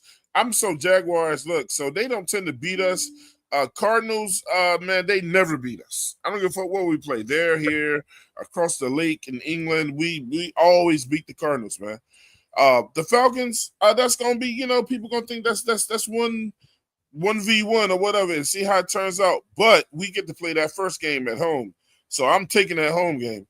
The Patriots, man, get the fuck out of here. I don't care what they're doing over there. They still building. They still got coaching problems over there or whatever they don't believe in. Oh, they shit ain't set up yet. Everybody ain't good every year, man. And the Dolphins, man, damn, they got all kinds of problems down there. Teammates ain't fucking filling other teammates. bringing freaking Boy, the tight wide ends out of receiver, man, retirement. he's trying to win the fans back, and he said some more stupid shit today.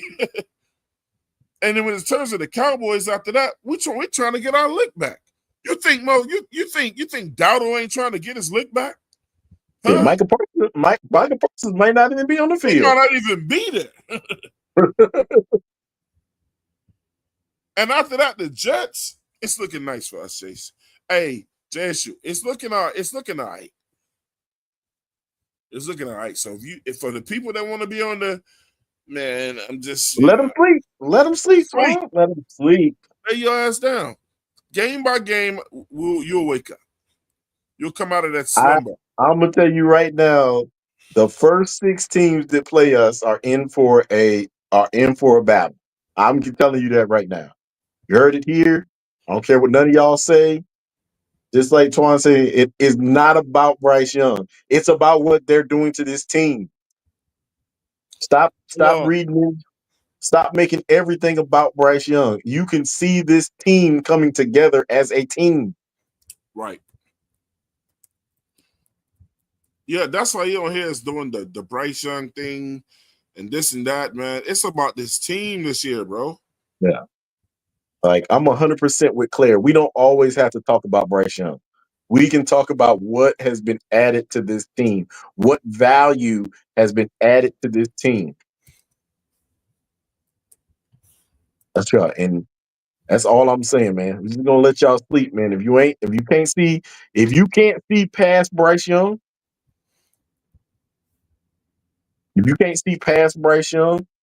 then you're just here. You're just one of the naysayers that's here to hate on Bryce Young. Like, I just like, and I'm gonna say this, and I'm gonna say it again. If you are doing the entire Bryce Young hate and everything that is bad is about this team is about Bryce Young, I mean that was bad about this team is about Bryce Young, then you are you are just a reverse Bryce sexual. I'm not even gonna say what I was gonna say because I'm staying out of the controversial take about it. Yes, You are yes, sad of that. you are just a reverse Bryce sexual. I'm just saying, Go man. ahead. Let's finish up with the Gruden situation, man. Man. No name calling. No name calling. China must improve on third down. They only averaged 17 first downs a game last year. That's bad. And they were 26th on third down percentage. They only converted 36% of the time. And what's killing Carolina? Yeah, I want to interrupt something that he said. I told you, like for people with the novice ear, you wouldn't have caught that. He said we only averaged 17 first downs last year, right? Mhm. Did y'all catch that? I'm just going Patient timing. And the guy can scramble, man. He can get out of trouble, act like he's passing, put it down and run for first downs and touchdowns. I love that. His vision anticipation's great, but it's his clutch, game-winning performances at the end of games that's really eye-popping. I mean, watch him. In those closing victories, watch this kid in crunch time situations. And the most important thing he's done improvement-wise is his ball security. In those last 3 games, 7 touchdowns, no picks. That's impressive, man. That's a huge improvement. Here's where Carolina must improve on third down. They only averaged 17 first downs a game last year. Okay, so I'm only doing it because of the fact that he pointed it out on third down. The thing is, with our team last year, if you go look at the stat, plus you watch the games. You don't have to go look at everything when you watch the games last year. Those last 10 games of the year last year, Nick, what if I was to tell y'all that we weren't in a whole lot of situations where we were in third down? We were either getting the first down on the first or the second down. It was just We weren't in. If you go back and look at transitioning third downs into first down, we weren't in third down situations a lot of the time.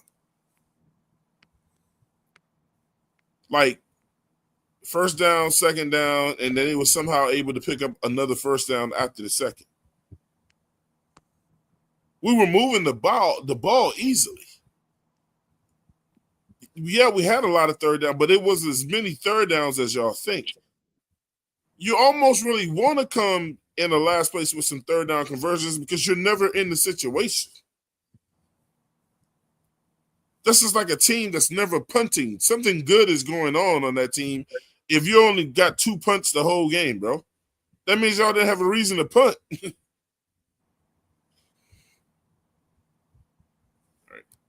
That's bad.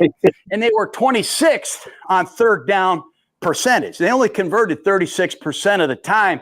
And what's killing Carolina is time of possession. A lot of that is because their defense is bad. Their defense just can't get off the field. It used to drive me crazy when I was calling plays, man. And I'm standing over there with my sideline sheet, and our defense is out there all the time. Get off the field, man. The other thing is we're not helping our defense at all by not converting on third down.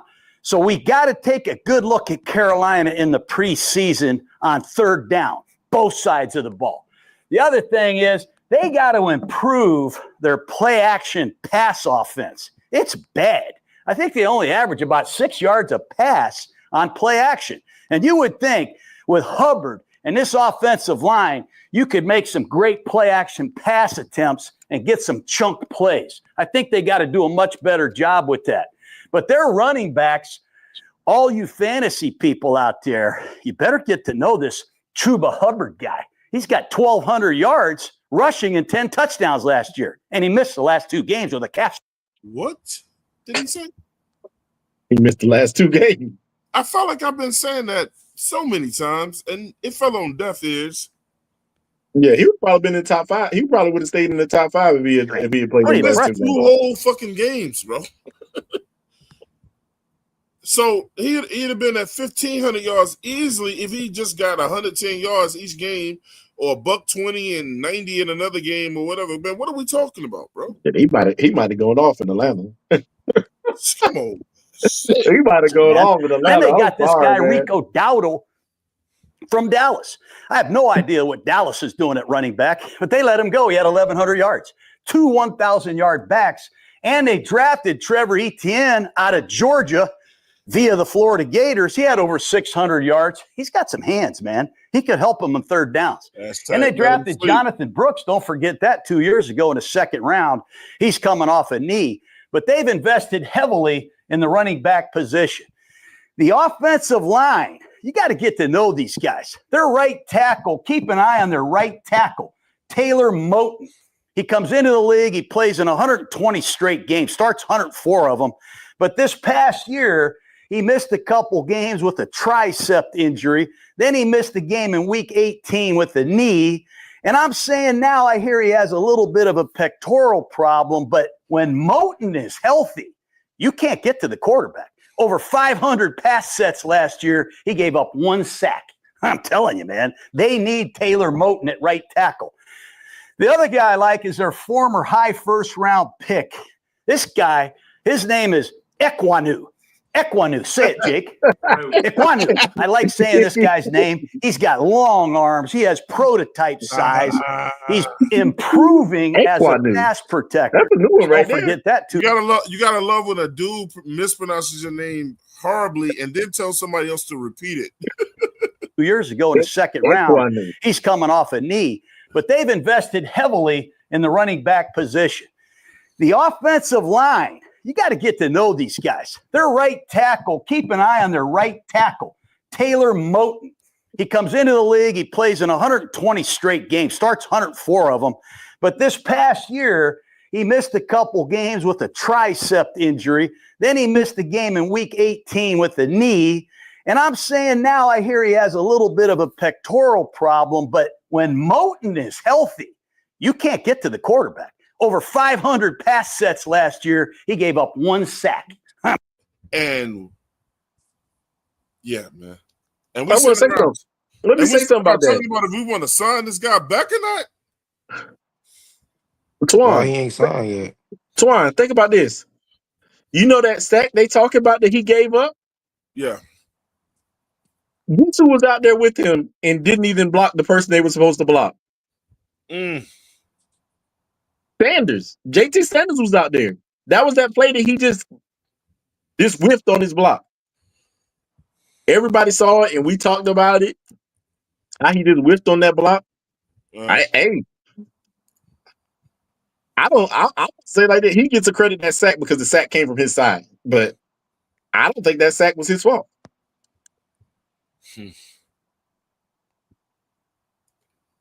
Shoot. I don't know why we haven't signed him. I thought we were going to sign him in the offseason. That was one thing that me and Claire had conversations about over and over again. One, it would have created a lot of cap space. Two, he's been the most consistent part of this about this team over the. So we let him walk because we can't pay him. That's what this is.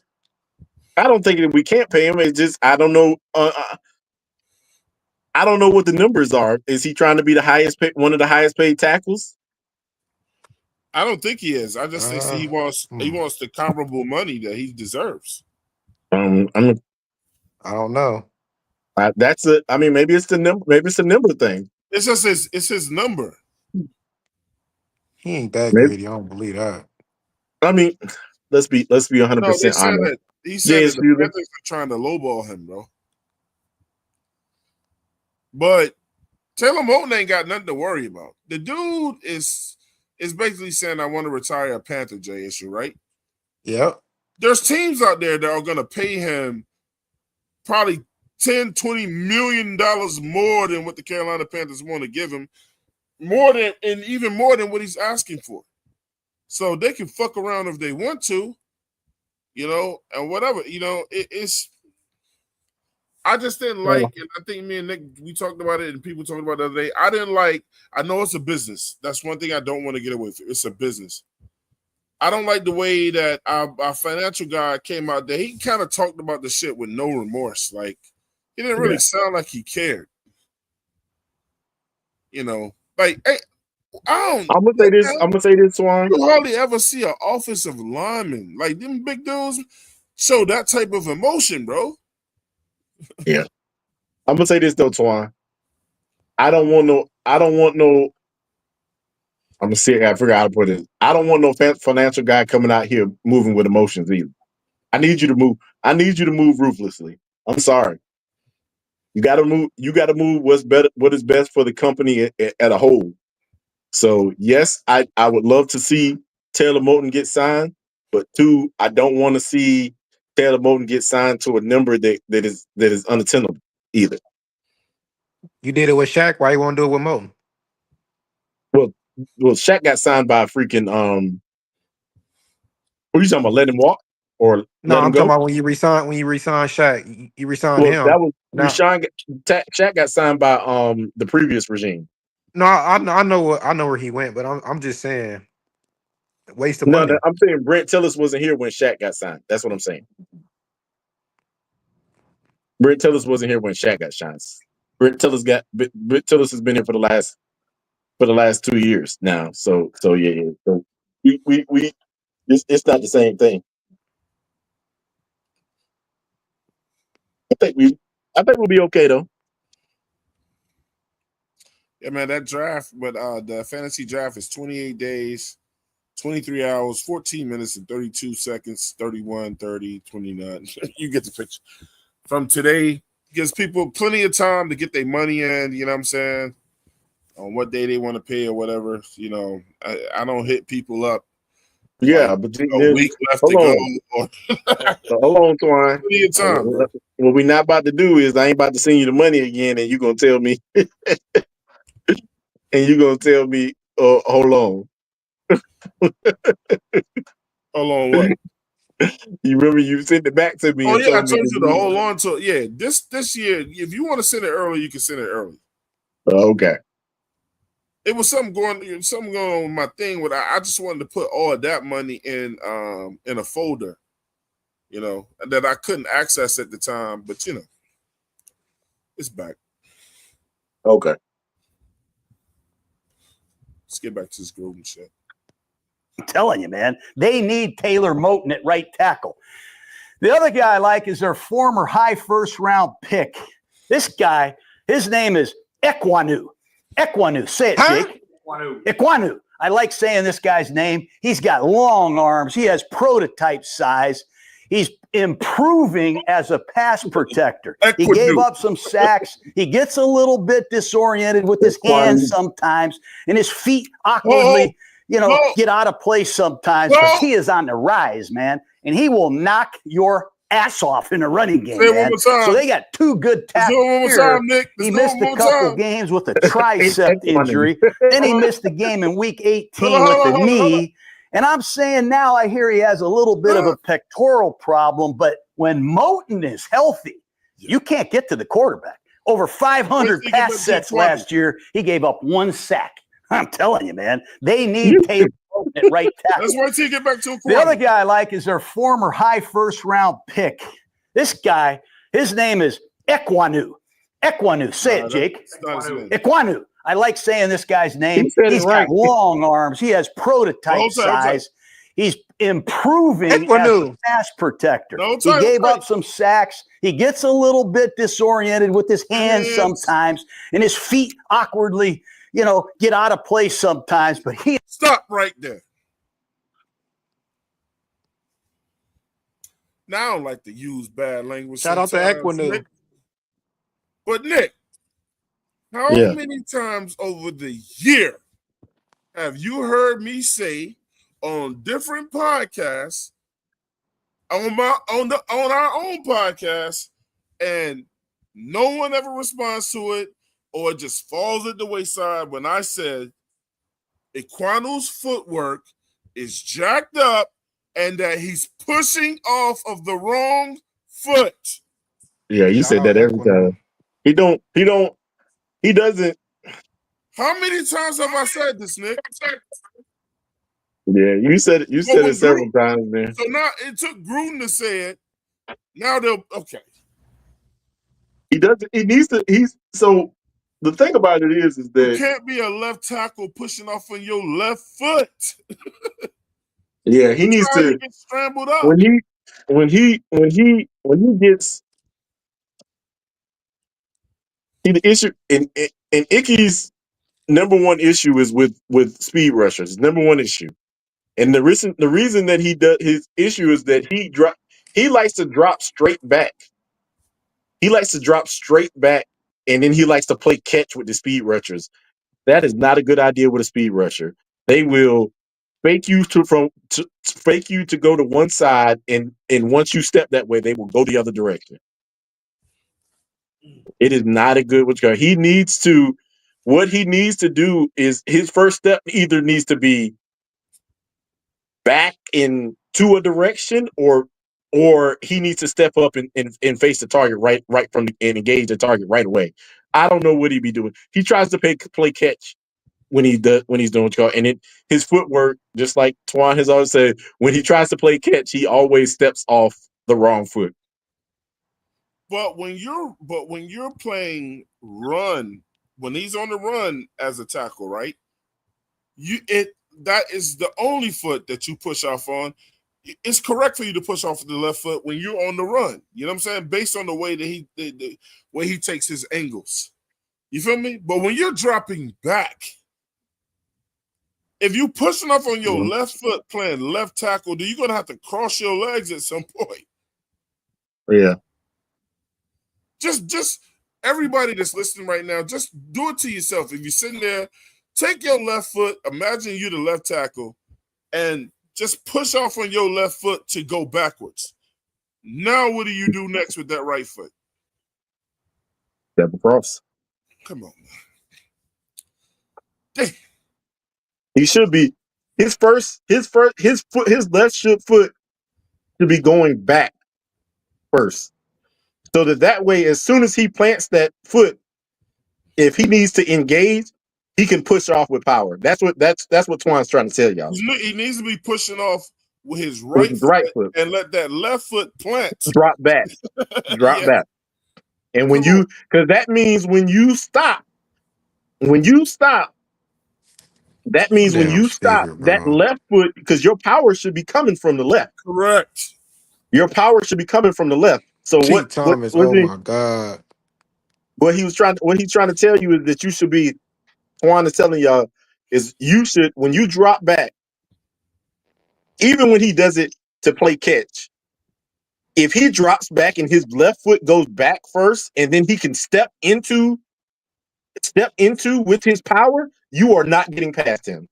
I got a question, if he drops back off of his left foot, that means, and he drops back with his right foot going back first, that means the only way he's going to get power is if you come inside. Go ahead, Jason. If you go around the outside, he ain't going to have no power to stop him. None.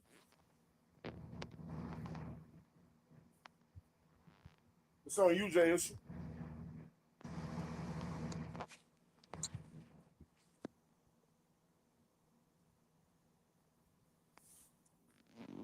Jason, you said you want to say something.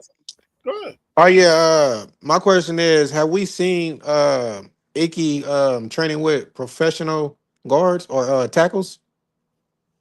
I don't know, man. I haven't. I don't think he's getting professional training from anybody that's in the league. I don't know. I mean, I'm just saying right now, he's a road grader when it comes to the run, man. It's just that, just like what Gruden was saying, his feet get all discombobulated when he pass blocks, and he doesn't know. Just like Twan says, man, your left foot should fall back, and then you should be able to plant your left foot and then engage the target. Your right foot should be where you should be stepping off of at the initial attack. It doesn't. It only makes sense because you got to think about this. If he falls back with his left foot first, even if you go inside, he can immediately step with the power of his left foot and force you further inside than you want to go. That's a whole fact. If you do it the other way around, if you go to the outside, it's almost impossible for me to stop you with my left foot, with my power in front of me instead of behind me. That's literally why he loses to speed rushers. And speed rushers usually beat him around the outside. Yep. If you actually go look back at all the sacks that he's given up, it's a speed rusher going all the long way around him, and they still get to the quarterback before he can even try to engage them. He doesn't. Matter of fact, I don't even see him having. I mean, he gets holding calls when the speed rusher tries to go on the inside, and the reason is because when you're off balance, you tend to hold. I mean, we didn't make this shit up. I mean, like, it's literally, if he doesn't drop his left foot back, he is not going to have the power that he needs to put you on your ass. And yeah, go ahead. Say it, Jake. Ekwonu. I like saying this guy's name. He's got long arms. He has prototype size. He's improving as a pass protector. He gave up some sacks. He gets a little bit disoriented with his hands sometimes, and his feet awkwardly, get out of place sometimes. But he is on the rise, man, and he will knock your ass off in a running game, man. So they got two good tackles, Moton and Ekwonu. Say it with me. Ekwonu. You like that, don't you, Jake? They got two free agent guards that they brought in 2 years ago. Love, Damian Lewis, the ex-Seattle Seahawk, and Robert Hunt, the ex-Miami Dolphin. They will rock you. You ever heard that song, We Will Rock You? I think that's what they say when they break the huddle in Carolina. And they got two centers. Austin Corbett started the first 5 games. He got hurt. And Cade Mays finishes the season pretty good. Keep an eye on the battle at center. They're both back. They're both healthy. So they got a good offensive line. And what I like about their running game is they don't lose yards. Some of these running games, these RPOs, good God, the running back gets high load 4 yards deep in the backfield. The Panthers rarely lose yardage on running plays. They do. So when he says the Panthers rarely lose yardage on running plays, and we know that mostly back there in the backfield last year was Chuba Hubbard, because old boy was hurt, and then the other guy, why am I forgetting my man's name from Philadelphia that played with us? Miles Sanders, he was hurt too. And Miles Sanders was hurt too. So it was Chuba. It was the whole Chuba Hubbard story at the beginning of this season. It was just Chuba back there, So when he's saying never loses yards, falling forward, he meant Chuba never loses yards. Because he was the main one back there. A lot of running backs can get burnt out because there's no help for him back there or whatever. But yeah. I'm gonna say this. Y'all look at this. This is why y'all people we hate on Icky, but they run the ball behind Icky 90% of the time. Let's go. Do a nice job at the line of scrimmage, and statistics will back that up. If you're into PFF or GFF or any FF, stats will back that up. The Carolina Panthers also have 3 young tight ends. Think about this now. Ja'Tavion Sanders out of Texas, a former 4th-round pick. If you watch these guys play the first 10 games, you see a lot of Sanders. He had 33 grabs, 350 yards. But he hurt his neck. I think it was week 12. Then he's inactive, and he really isn't himself down the stretch. This young man from Texas, Ja'Tavion Sanders, is going to be a weapon that you're going to hear from in Carolina. And I like Tommy Tremble from Notre Dame. Keep an eye on Tremble. He had some back surgery in May. I don't like hearing that, but I hope he's okay. He had 23 grabs, 2 touchdowns. He's a big blocking type tight end. And then they drafted Mitchell Evans out of Notre Dame. So they've got 2 Notre Dame tight ends, and they got the Texas Longhorn Sanders that give them some versatility in the running game and pass protection. Now, the receivers, this is an interesting group. 3 young players and 2 veteran players that bring something if they're healthy. I want to say this about Totoro. How do you say it? Tataroa. Say it with me. Tataroa McMillan. All I know is he's a big dude that makes big catches at Arizona. I mean, 3,500 yards of them. He is the number 1 all-time Wildcat wide receiver. And he gives Dave Canales his version of Mike Evans, who he had in Tampa, a big 50-50 playmaker on the outside. How do you say it again? Tataroa. See how he has that pronunciation down? That's really good. The other guy they got from South Carolina, Xavier Legette, he was the last pick in the first round 2 years ago. 49 catches, almost 500 yards. He had 8 drops. We got to keep an eye on Leggett. He gets open, which is the hardest thing to do in the NFL, but 8 drops, 14% of his targets, he dropped the football. That's not good. He's got to improve with his hands.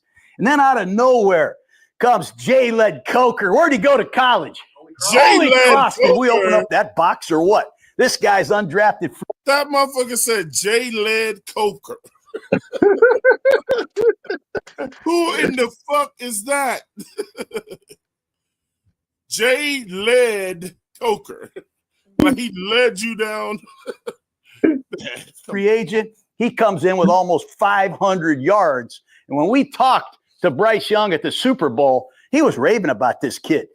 And don't forget Adam Thielen. He's been around a long time. He is the Panthers' returning receiving leader, 615 yards. He had 5 touchdowns, but he missed his last 7 games with a hamstring. So if he comes back, that veteran savvy helps these young receivers. And they brought in another ex-Raider, Hunter Renfrow. That kid had 100 catches, went to the Pro Bowl in 2021. He's had some health problems, and it impacted him in 22 and 23. He just had 600 yards. He was out of football in 2024. Keep an eye on Hunter Renfrow during the preseason. But this is an interesting crowd. 3 young guys and 2 vets, a very interesting group of tight ends. I love the line. 2 1,000-yard backs and the emerging Bryce Young. He didn't even say anything about Jaycee Horn because you probably don't know anything about him, but not Jaycee Horn, but Jimmy Horn. Jimmy Horn. So yeah. Go. He didn't say nothing about David Moore either. You know, there's a lot of pressure on Bryce Young. When you trade up like the Panthers did to get Bryce Young, we have to give up a lot to get him. I was traded in my life, and I remember the pressure. He named all the white guys and the light-skinned guys. You're walking into a new building. Think about this. The Panthers traded up to get Bryce Young. Well, what did the Bears get? The Bears got Caleb Williams, DJ Moore, a wide receiver, a starting right tackle, Darnell Wright, a starting corner, Tyreek Stevenson, and a wide receiver this year, Luther Burden out of Missouri. So you really look at the trade, 5 for 1. You got to live with it, but you still got to see through the pressure, and you got to deliver, just like Bryce Young did those last 3 weeks. I don't know about that, Thorne. Okay, on defense, this is where the Carolina Panthers have to show great improvement. And this is where they made a lot of investments in the offseason. They have a really good young defensive coordinator. He used to be on my staff, Ejiro Evero. I like this guy, man. But they're going to have to listen to negativity the whole offseason. Don't you like negative people, Jake? No, you don't. We like positivity. But they are going to have to hear a lot of negativity. Don't even start this shit, Twan. We know. It's almost as if he's been listening to Panthers podcasts. We know. The Panthers are horrible on defense. They gave up 31.5 points, an NFL record amount of points, 534 points, man. That's bad. 21 points or more in 16 different games. Never been done before. Congratulations. They have a horrible rushing defense. They got gashed. 83 runs of 10 yards or more. That's impossible, man. 180 yards a game. And they're last in pressuring the quarterback. We have all these stats now. Hell, we put cameras on the back of your butt. The quarterback stands back there, and he has no pressure. They're the worst pressure defense in the league, and they blitz quite a bit. 9th in the league in blitzes. And they're horrible on 3rd down. They are one of 2 teams since 2000. He clearly got us mixed up with another team when he said 9th in the league in blitzing. Evero didn't fucking blitz. I mean, well, it might have. I mean, the percentage-wise, it might have been high. I don't know. I don't know what the percentage was. Nick, how many times did you see us blitz? That was the thing he was getting on his ass about. I mean, well, you forgot that he sent a few times too. He sent freaking Jaycee Jules a few because Jaycee Jules had 3 sacks off of blitzes. Wow. I mean, Okay. so that's there. 5 of our sacks were off of blitzes. Well, he said 9th in the league in blitzes. That's not correct. I mean, well, I think he said in probably percentage. That's what he might have meant. I don't know what the percentage was. All I right. haven't even looked because I know it wasn't high. Fair enough. 1,000 to give up over 50% or more on third down. I mean, the 2020 Titans did it, and so did the 2024 Panthers. So bad. You get tired of it, but they got to deal with that. They had a lot of injuries last year. I mean, a lot. And we're going to get into what are they doing personnel now to fix it. That's what they got to do. To fix it, you got to invest the time and the resources in some new people. And that's what they did. The defensive line is where you got to really pay attention. When I coached for Tampa, we had to go play the Panthers twice a year. And Julius Peppers was a mofo, okay? And Chris Jenkins was a real mofo. And then they had Mike Rucker, and it was hard to make an inch. You know what I mean? It was hard. People are like, hey, what's wrong with you, Gruden? Well, those guys are really hard to block. At least he remembers. The Panthers get Derek Brown back. Derek Brown is a Pro Bowl badass who missed every game last year except the few snaps in the opener. Derek Brown broke an NFL record in 2023. He had over 100 tackles. That's never been done in the history of pro football. Never been done in the history of football. And he wasn't all pro. He wasn't voted as a Pro Bowl. He should have been all pro for that shit. He was a Pro Bowler. He wasn't all pro. Yeah. Not even considered. Yeah, that's crazy. Yeah. You do something. Derek Brown. You cannot be penalized for the team you play on if you play your ass off. Yeah, you like that doesn't make any sense. If you do something that no defensive tackle has ever done, you broke a record. You led your team in tackles. No, you led every team in tackles. Ever. Oh, that's crazy, man. I don't get that one either. But hey, it is what it is. You know, a lot of this is based. Just like Twan saying, a lot of this is based off of the team that you playing on, and it shouldn't be like that for those individual stats. Go ahead, Twan. Go out and you sign Bobby Brown, the monster nose tackle of the LA Rams. You give him $21 million for 3 years. Then you go to Kansas City and you get Tershawn Wharton, who had 6.5 sacks, and he's a defensive tackle. He gets $45 million. We're not done yet. We get Patrick Jones from the Minnesota Vikings to come off the edge, rush the passer. That's exciting. And then in the draft, we take 2 defensive ends, Nick Scorton, who had 10 sacks at Purdue, and then I guess in the NIL, he just left and went to Texas A&M, had 5 more there. And then they have this man, Uman-Mi-Ellen. Say it, Jake. Uman-Mi-Ellen. Jake's my pronunciation guy. He's an Ole Miss.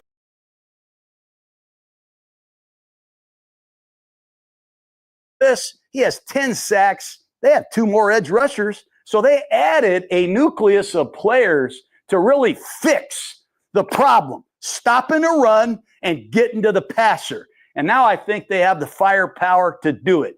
In their 3-4 base alignment this year, Bobby Brown should be the nose tackle. And his backup, Shai Tuttle, who was in Carolina last year, that's pretty solid at that position. The 2 defensive ends, you got the Pro Bowler Derek Brown, you got Tershawn Wharton. That's a lot better than last year. And how about your outside linebackers? Patrick Jones of the Vikings, the word DJ Shai Tuttle Panther, and who had solid 5.5 sacks last year. They look together. like something. And then when you get into the 4th quarter pass rush or the 3rd down situations, they go nickel with Patrick Jones, Derek Brown. You got Wharton and Wanham on the field together. You got Ashawn Robinson. And then you got Cam Jackson, a guy you just drafted out of Florida. Hell's bells. You got the 2 rookies, Scorton and Uman-Mi-Ellen. Say it, Jake. Shit, they got a lot of guys. I mean, they're a completely different front 4. So now when Tampa comes in here or Atlanta comes in here with all these weapons and all these passes, you got some guys that can at least execute and get them in 3rd down and long. The linebacking core is the biggest concern for me with the Carolina Panthers. Josey Jewell, second leading tackler, 97 tackles, 3.5 sacks, 2 forced fumbles, hell of a player, was just released. He has a concussion. It's tragic. His career is in jeopardy, but they cut him. So now Trevin Wallace, former third rounder out of Kentucky, number 32, a guy I like. Hell, he's coming off shoulder.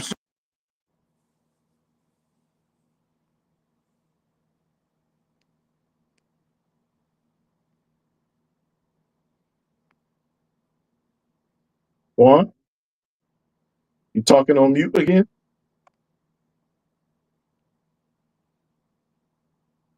Talking to yourself again, Twan. Son of a bitch.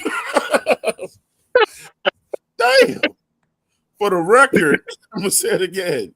For the record, and shout out to Tri-State is in the building, y'all. Look, for the record, we did not get rid of Josey Jewell. He made it sound like we got rid of him. Josey Jewell got rid of himself because of the concussion situations. His doctors until he wasn't feeling, so he informed our GM Dan Morgan that he was not going to continue this year. And then, of course, most teams are not going to wait until you get right after a whole year. So we released him then. Like, he made it sound like we just cut him. So, sometimes it's the way you say it. You feel me? No, I agree. I agree with you on that. We didn't just say, "Oh, we don't want you no more." He had an issue and he wanted to focus on his health. I mean, he failed the physical. He had concussion symptoms still. Yeah. Like, it's one of those mutual things. You do what's best for your health, and the team's not going to dispute that. We're going to knock a man for taking his health more seriously than his career. I ain't going to knock a man for that. You know what I'm saying? Not at all. I mean, he did the right thing. Exactly. Yeah, you don't want nobody on your team to go out there and die because of a concussion. No, So he did the right thing. I think that, and they from what I heard, they said that the door is always still open. They told him the door was still open for him to come back if he can get healthy. Right. Well, I mean, that'll be next year sometime. So, But Nick Tri-State, listen, we already went over a top 15. I don't even want to show you that shit. It was disgusting. They said Top 15 what? Cornerbacks. Where was JC? Because I saw the one where he was 7th. Number 9. And they had No, he's 7th. They just had a poll. The executives and everything. The one we was looking at, they had him at 9, and they had Travis Hunter ahead of him. Yeah, no, that's not accurate. That's definitely not accurate. Go to the one on ESPN. Let me see if I can pull the one up we were looking at earlier. He was 7th in the league, right? But the voting system for him was crazy. He had like 40% of his votes were top 3. So there's a pretty large percentage of the league that thinks very highly of Jaycee Horn. Enough to vote him a top 3 corner in the league. Let's be 100% honest. The dude was pretty good. And he was being held back. The dude. There is a vast difference when he's on the field and we play Tampa to when he's off the field and we play Tampa. All right, here you go, Tri-State. Look at the disrespect, man. That's crazy. Nah, look at your phone. That's the one you got to put up. I know how to put it up. I'm just saying this is the one that we were going by earlier. I know we were just Who posted that? What's the source? What's the source? Who are the people voting and deciding that? MLF football. We just wanted Oh, okay. All right, now pull up the one I sent you. Read what that says. Tri-State, slow down. We pulled this one up. We pulled this one up to show this is what other people who are putting these polls out think. Well, Marlon Humphrey sure as fuck ain't better than Jaycee Horn. Not anymore. Marlon Humphrey in his prime, sure, but he's not in his prime anymore. What about Christian Gonzalez? What's the other one? Quinyon Mitchell is crazy. Who's that? Travis Hunter at 6 is diabolical. Jalen Johnson, I like Jaycee more. Trent McDuffie is arguable. If there's anyone you can argue, he's one of them. And Christian Trent Gonzalez is McDuffie got another cooked. one. Me Trent McDuffie personally, was getting bro, cooked this year. he's 4th on my list. I got Surtain 1, Gonzalez 2, McDuffie 3, Jaycee 4. Gonzalez at 2. Oh, yeah. Oh, yeah. Oh, Damn. I yeah. think he's good, Oh, man. yeah. He's good. Yeah, Bro, I don't. what? I he's don't. He's too I like don't good. agree. that. I He's got Derek like that. Stingley at number 3, bro. At Nah, number nah, 2. nah, nah. JC's better than Stingley. Well, that's your opinion. I'm not gonna try to take it. I got Patrick Surtain at 1. Yeah. I got Stingley. I got Stingley at 2, and I got Horn at 3. Okay. I mean, we both got him in the top 4. You got him in the top 3. But all I those just other motherfuckers I got ahead of him, get the fuck out of here, bro. But that's Quinyon Mitchell's crazy. But Crazy. Quinyon Mitchell, see, the thing about it is that Quinyon Mitchell wasn't bad, but he just I think you people forget how effective JC was his second year. Like, yeah, he got hurt his rookie year. That was a freak injury. Could happen to any player. His second year, he came back. The 13 games he played were quality games. not Quality. even not even that, dude. Every time that Mike Evans steps on the field and JC is on the field, there is a vast Yo, difference I'll in put the it to you like person. this. The last 8, and you can look at this on film. The last 8 matchups they've had, JC's won 6 of them. Yes, dude. It's. I'm sorry, man. I'm not gonna say that. The one Mike I'm Evans not. even had that nice touchdown. That was the one high. Other than that, he didn't do shit on JC Horn that game. He had 6 targets for 2 catches. One of them was that touchdown. That's it. Like, and then look what happens when he's not on the field. Mike Evans goes absolutely apeshit. Bro, I don't know why he said that. I got more faith in the linebackers than I do in the completes. I don't got an issue with JC. I'm worried about the other guys. I'm gonna just keep hoping and praying.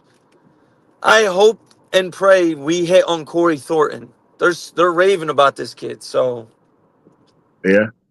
well, it's up to him. You know, how bad does he want it? he doesn't have the size, but he has great technique. They're saying he's not the fastest, but he got long arms. He has good technique, and Hey, man, know. go eat a bunch of chicken and lift weights. You can get bigger. Yeah, that's true. That's true. That's true. You can always get bigger. You can always get bigger. Well, hold on. Does he not have the height, or does he not have the? Nah, he's like 6'1". He got the height. So he's slender. You just got to go. Yeah, eat. but the only thing, his 40's like a 4'6'3" or something like that. So, But sometimes with your 40, with your 40, but he makes up with it about, with great technique. That's why he fell. That's what I was because about of to the slow say. His 40s. 40 time don't mix up with his. Sometimes your technique can be so good until it can make up for that 40 time, bro. Exactly. All right, so look, this Jaycee Horn with somebody talking about the season. It's a Hey, real McAdams, don't disrespect my wife. She a bad little Johnny. whatever. Whatever. That ain't your fault. Cut that bullshit out. Try to say that ain't your wife. I wish. All right, claiming chicks that don't belong there. Oh, listen to you. Oh, really? You trying to make it something? You trying to make it something that's not here? Look at you. Coming back. You trying to start that corny shit? Renfro. He's talking about Renfro. Renfro coming back. He been impossible to guard out here out of the slot. Look at your face, really? Yeah. The receivers been making plays. I'm excited to see those guys. Renfro. He said impossible to guard. Dude, hey, I ain't gonna lie to you. If you see some of them clips, he is giving them dudes the business. Bro, man. listen. I'll tell you when he's done. Bro, coming back. He been impossible to guard out here out of the slot. Look at your face, really? Yeah. The receivers been making plays. I'm excited to see those guys suit up on Sunday. Why do people sleep on Renfro so much? I'm not. I think we know that just the way he. Oh. Wait, hold on. Oh my God! What who's the sleeping on Renfro Renfro? shit? Well, who's sleeping on him? She just made Who that shit gives up. a fuck about him? Who's sleeping on him? Let's go. Bro. He looked like like a regular businessman if you see him just. Okay, but then you watch him run a route and you're like, oh my goodness, what is it about him that you respect so much that makes you say he's impossible to guard? He's just the way he set up routes. From off, when you off coverage, the way he make everything. He might have an out route and make it look like an in breaking route. He put so many sticks and twists and turns in his routes. It just make it tough to cover. So yeah, I'm excited to see it one over. That's Husky. That's Husky talk right there, bro. Dude, when I saw Thornton guard him, I was like, yo, this dude might be back to form, man. That's Husky. They saying Thornton he was doing his thing on Tet. Yeah, I listen. I've heard a lot of good things about Thornton. I've heard good things about Tet, because Tet. I ain't even gonna say he gave Mike Jackson the business, but he got behind Mike Jackson. And the thing about it is, if you get behind, if you're that big, you can layer the ball over the top. So, I mean, and Mike Jackson couldn't do shit about that shit, because he literally Bryce just dropped the ball right into the basket, and it was just like, yeah, you can't do nothing about that, motherfucker. Let me let people know something real quick, man, Nick, because a lot of people been asking, and that community with us is growing. It's getting bigger and bigger. So, listen, man, if you're a fan of the 704 Charlotte Bound Show, man, get into our Discord. The link is down there now. Get into our Discord. All we do over there is we talk about football as well. You know what I'm saying? Debate football. You know what I'm saying? And just get down. We ain't over there fighting or no other dumb shit. It's just the game, bro. You know what I'm saying? Where you got more of a chance to speak your piece about the game and about the Panthers. Any breaking news, you can put your breaking news in there. And then, we could talk about it. Get to meet all the other people that's in the Discord, the 704 Charlotte Bound Shore Discord. Go ahead and click in that and sign up now, man. It's really just a click away when you click on it. You know what I'm saying? Tri-State, you need to get up in there, bro. JSU, go ahead and click. Get up in there. Yeah. Oh yeah. What you got? Hey, and then I mean, like, if you're looking for like somebody to deliver some breaking news, usually Claire drops something. Oh, she's on on a top. regular basis. On a regular basis, you'll catch something. You'll catch something that you ain't heard yet from Claire. No. Every day. Every day. She usually drops something on a regular basis. Something going on in practice. Something's going on somewhere else, man. JC was already in there. Shout out to JC for joining. Tri-State, take your mute button off and listen. Yeah, I'm listening. Join the I'm enjoying Discord my Oreo Fusions Frosty from Wendy's right now. I'm listening. Click the Discord right now.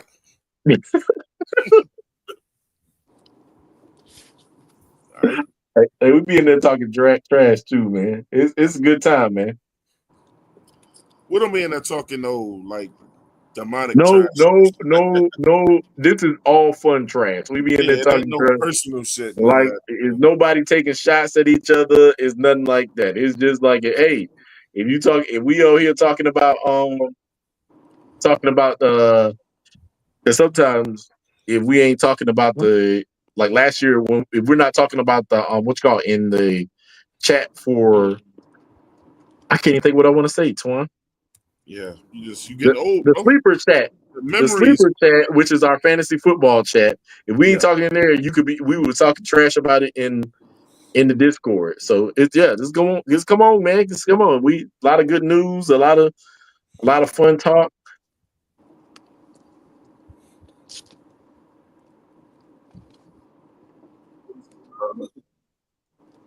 Yes, sir. All right, so look, another thing, another situation that I caught my eye was hold on. Twan, did you see that? See what? You see that comment, Claire? Let's put it there. Oh, in the what's the name? In the Discord? No, in the chat right now. In the comments, he said that the Browns she just said the Browns just signed Tyler Huntley. What the fuck is going on over there? Clown show. That's a circus. You talking about this right here? Laughing out, the Browns have just now have Joe Flacco, Kenny Pickett, Dylan Gabriel, Shedeur Sanders, and they just signed Tyler. What the fuck is going on over there? Yo, what the fuck? It's a clown show. They want all the That quarterbacks. shit is the wild, wild west. There's a clown show, bro. They trying to do Who we everything about they to can to who get we rid about to get of rid Shedeur, of? Who we They about to want get all rid the of right now? quarterbacks. Shedeur. We all know who they trying You know to get what's rid better of. than four? Hey, you know what's better? Hey, you know what's better than 4 QBs? 5 QBs. Damn. Ain't no Oh way, bro. shit, that's funny.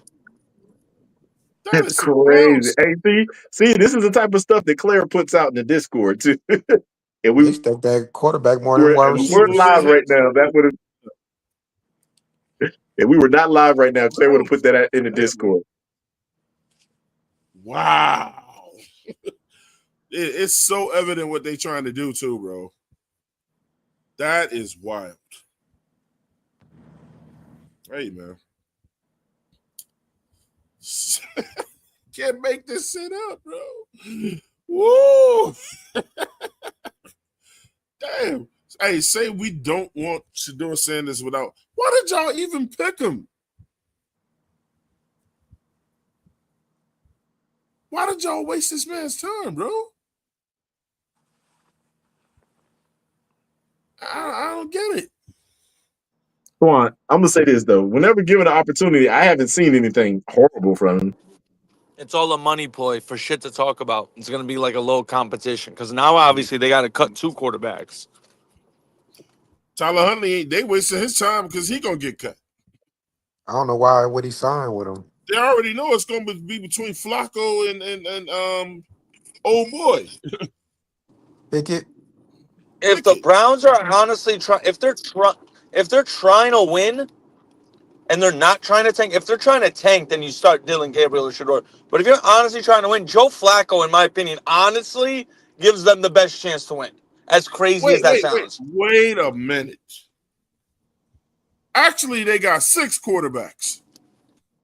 Oh, yeah. Well, Deshaun is on Deshaun. They put Deshaun on IR, right? But he on the team. Actually, they got 6 quarterbacks. That's crazy, man. That's crazy. Damn. All right, look, man. This is Jaycee Horn. Look, man. Let's shout out to the owner over there, the Atlanta Falcons, man. Class act, man. I've always liked the owner, man. He's a class act, bro. Talking with Jimmy Horn. You ask About, PPP. PPP think he a vampire. oh, really? He kind of looked like one a little bit. Hey, if y'all don't know who he, let me finish, man. He's Good. talking to Horn about his dad, you know what I'm saying, and just showing respect in terms of his dad, though. But Arthur Blank is always down on the field chatting with people. I thought this was a class act conversation. Let's check it out. Yes, sir. Tell him I said hi. Yes, sir, I will. I love getting to know him. He was unbelievable. Are you related to Joe Horn? That's my dad. Your father? Yes, sir. Oh, God. Yes, sir. Tell him I said hi. Yes, sir, I will. love getting to know him. He was an unbelievable player. Yes, sir. And he was responsible for developing Bobby White. Yes, sir. Yes, sir. You always talk about that. Well, it's true. I mean, he was a great player, but he was a great teacher, too. So yes, sir. Nice to meet you. Nice to meet you, too. Yes, sir. I appreciate it. Said hi. Yes, sir, I will. Okay, nice to meet you. Are you related to Joe Horn? That's my dad. Yeah, man, I thought that was dope, man. I thought that was dope, bro. No lie, man.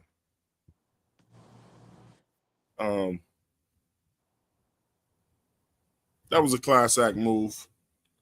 I know we get into like the tribal stuff or whatever with our teams, but thought that was dope, man. Respect, and that's how you talk to older gentlemen. You know what I'm saying, the way the Horn. So he was raised white. That's raised right. I just thought that was pretty dope scene, man. Or with a real recognizing real. Shout out to the Atlanta Falcons and their owner, or to their owner, and nothing more. But I thought that was a cool little moment, man. Yeah, he's a What happened to him? Yeah. Arthur Blank is a stand-up guy, man. That's all I can say about him. Yeah. And if you don't know who he is, he's one of the founders of Home Depot. And the owner of the Atlanta Falcons. Yeah. I mean, well, he became a billionaire because of Home Depot.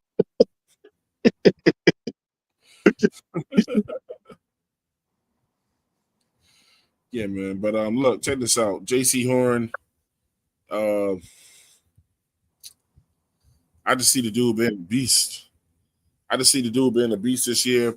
Can he make All Pro? Absolutely, he can. And I think that is the responsibility of the Carolina Panthers, including Dan Morgan and Dave Canales, to step in if Evero is out there trying to fuck up this man's game, if Evero is on the way out, and trying to hold back his ability to do what he does. And we just paid Jaycee Horn. He got paid a lot of money. You know what I'm saying? Hey, that was a discount. I know, but let him do his job, man. Let him do his job. He don't want to be held back. He keeps saying it over and over and over, man. Let him do what he need to do. I mean, he was hurt for 2 years though. But he ain't tripping. I think he just feels like his body feels good. I'm back. You know what I'm saying? You can't get out there and play scared, Jaycee. Nah, I ain't telling him to play scared. Yeah. If it's gonna happen, it's gonna happen. Yeah. Hey, but listen, this is what I want to. I want to get this too. I want to get this too. Can we get? We gotta. I understand when people say that a player is injury prone, but breaking a bone is not injury prone. That's just a freak accident. Yeah, it's the difference between injury prone and freak accidents. Jaycee Horn didn't. Yeah, he all his shit was freak accidents. It was non-contact. It was non-contact situations. You know, nobody Just like Christmas. hit him that hard to put him in that situation, but still got to stay healthy. Yeah.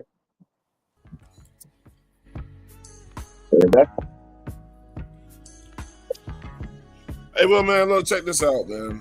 It's been a great Monday, man. A third installment of the players issue. First one we did Bryce Young, of course. The second one we did Chuba Hubbard. This week we got into Jaycee Horn. The last installment of the player series will be next Monday, where we will discuss Tetairoa McMillan. You know what I'm saying? Willie and what it will take for him to be the Rookie of the Year. What has to fall in place? What must be done? Or, you know, do you feel like he can make it? He can't make it? We're going to get into all of that, you know what I'm saying? And the highlights stemming all the way back from college to now. We're going to show his work ethic in practice, some of the most unbelievable catches that he's making in practice, how that wide receiver room is gelling with each other and rooting on for each other, you know what I'm saying, and how it's going to go, man. So that will be the last series of the player series, which we've done for what, like now, Nick, like a month and a half? So, you know, we'll be done with that. We try to bring all different types of shows to y'all, man. You know what I'm saying? So it's not always the same thing. It's always something good going on over here in the way that we do it. And we see that it is appreciated, and we appreciate y'all. Like I always like to say, man, I like to thank the chat the most and the people that subscribe to the channel and support us the most. Because without y'all, we wouldn't be anything, man. You know what I'm saying? We'd just be a bunch of dummies up here talking to each other. You know what I'm saying? But shout out to all of y'all, man. And look, it's the Panthers about to do their thing this year, bro. They about to do their thing this year. I think this is going to be a keep pounding year where we can really bring that slogan back. And it really means something to us again, man. You know what I'm saying? And just get out here and get the job done. I want to thank everybody that came through today, man. Nick Tri-State, my brother Jay Issue coming through in here. You know what I'm saying? And lighting it up for us. My man Edge, who was in here with the staff. My man Nick, who came up in here. We just had to get it done. Claire's at home taking care of business. I really, really appreciate all of y'all, man. 704 up in heaven, bro. Stepland, we miss you, man. I love you, bro.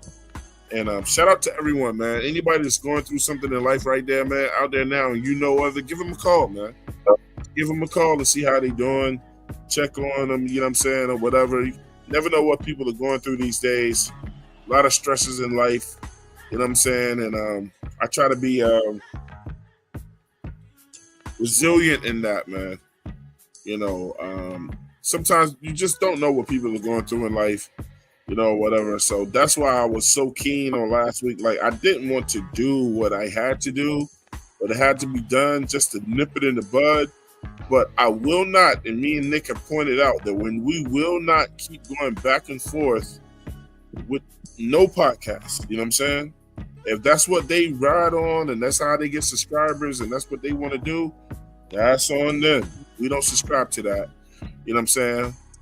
We always our tick and what we do and how we survive with what we do over here is what we've always been about. The game of football, the Carolina Panthers, keep pounding these Panthers, these dogs, and we're gonna get it done. Rain or shine, whether they're good or they bad, man. I'm here to stay.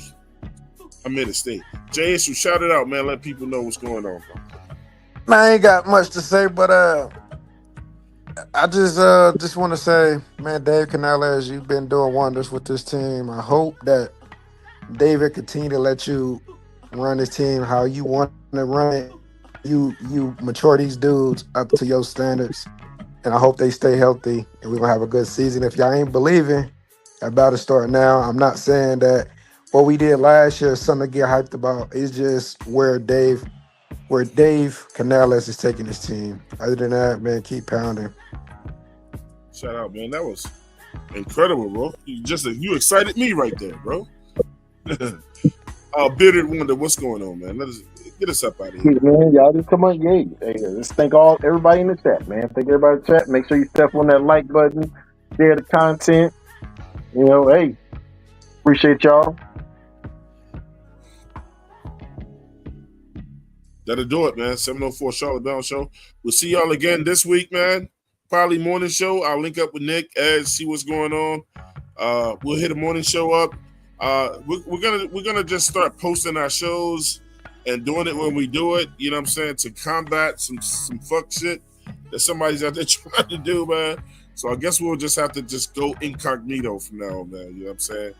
Or whatever, bro. But look, we're here for the people, man. That want to do the sports thing. That's all. 704 Charlotte Bound Show. Nick, that's my man. It's we out.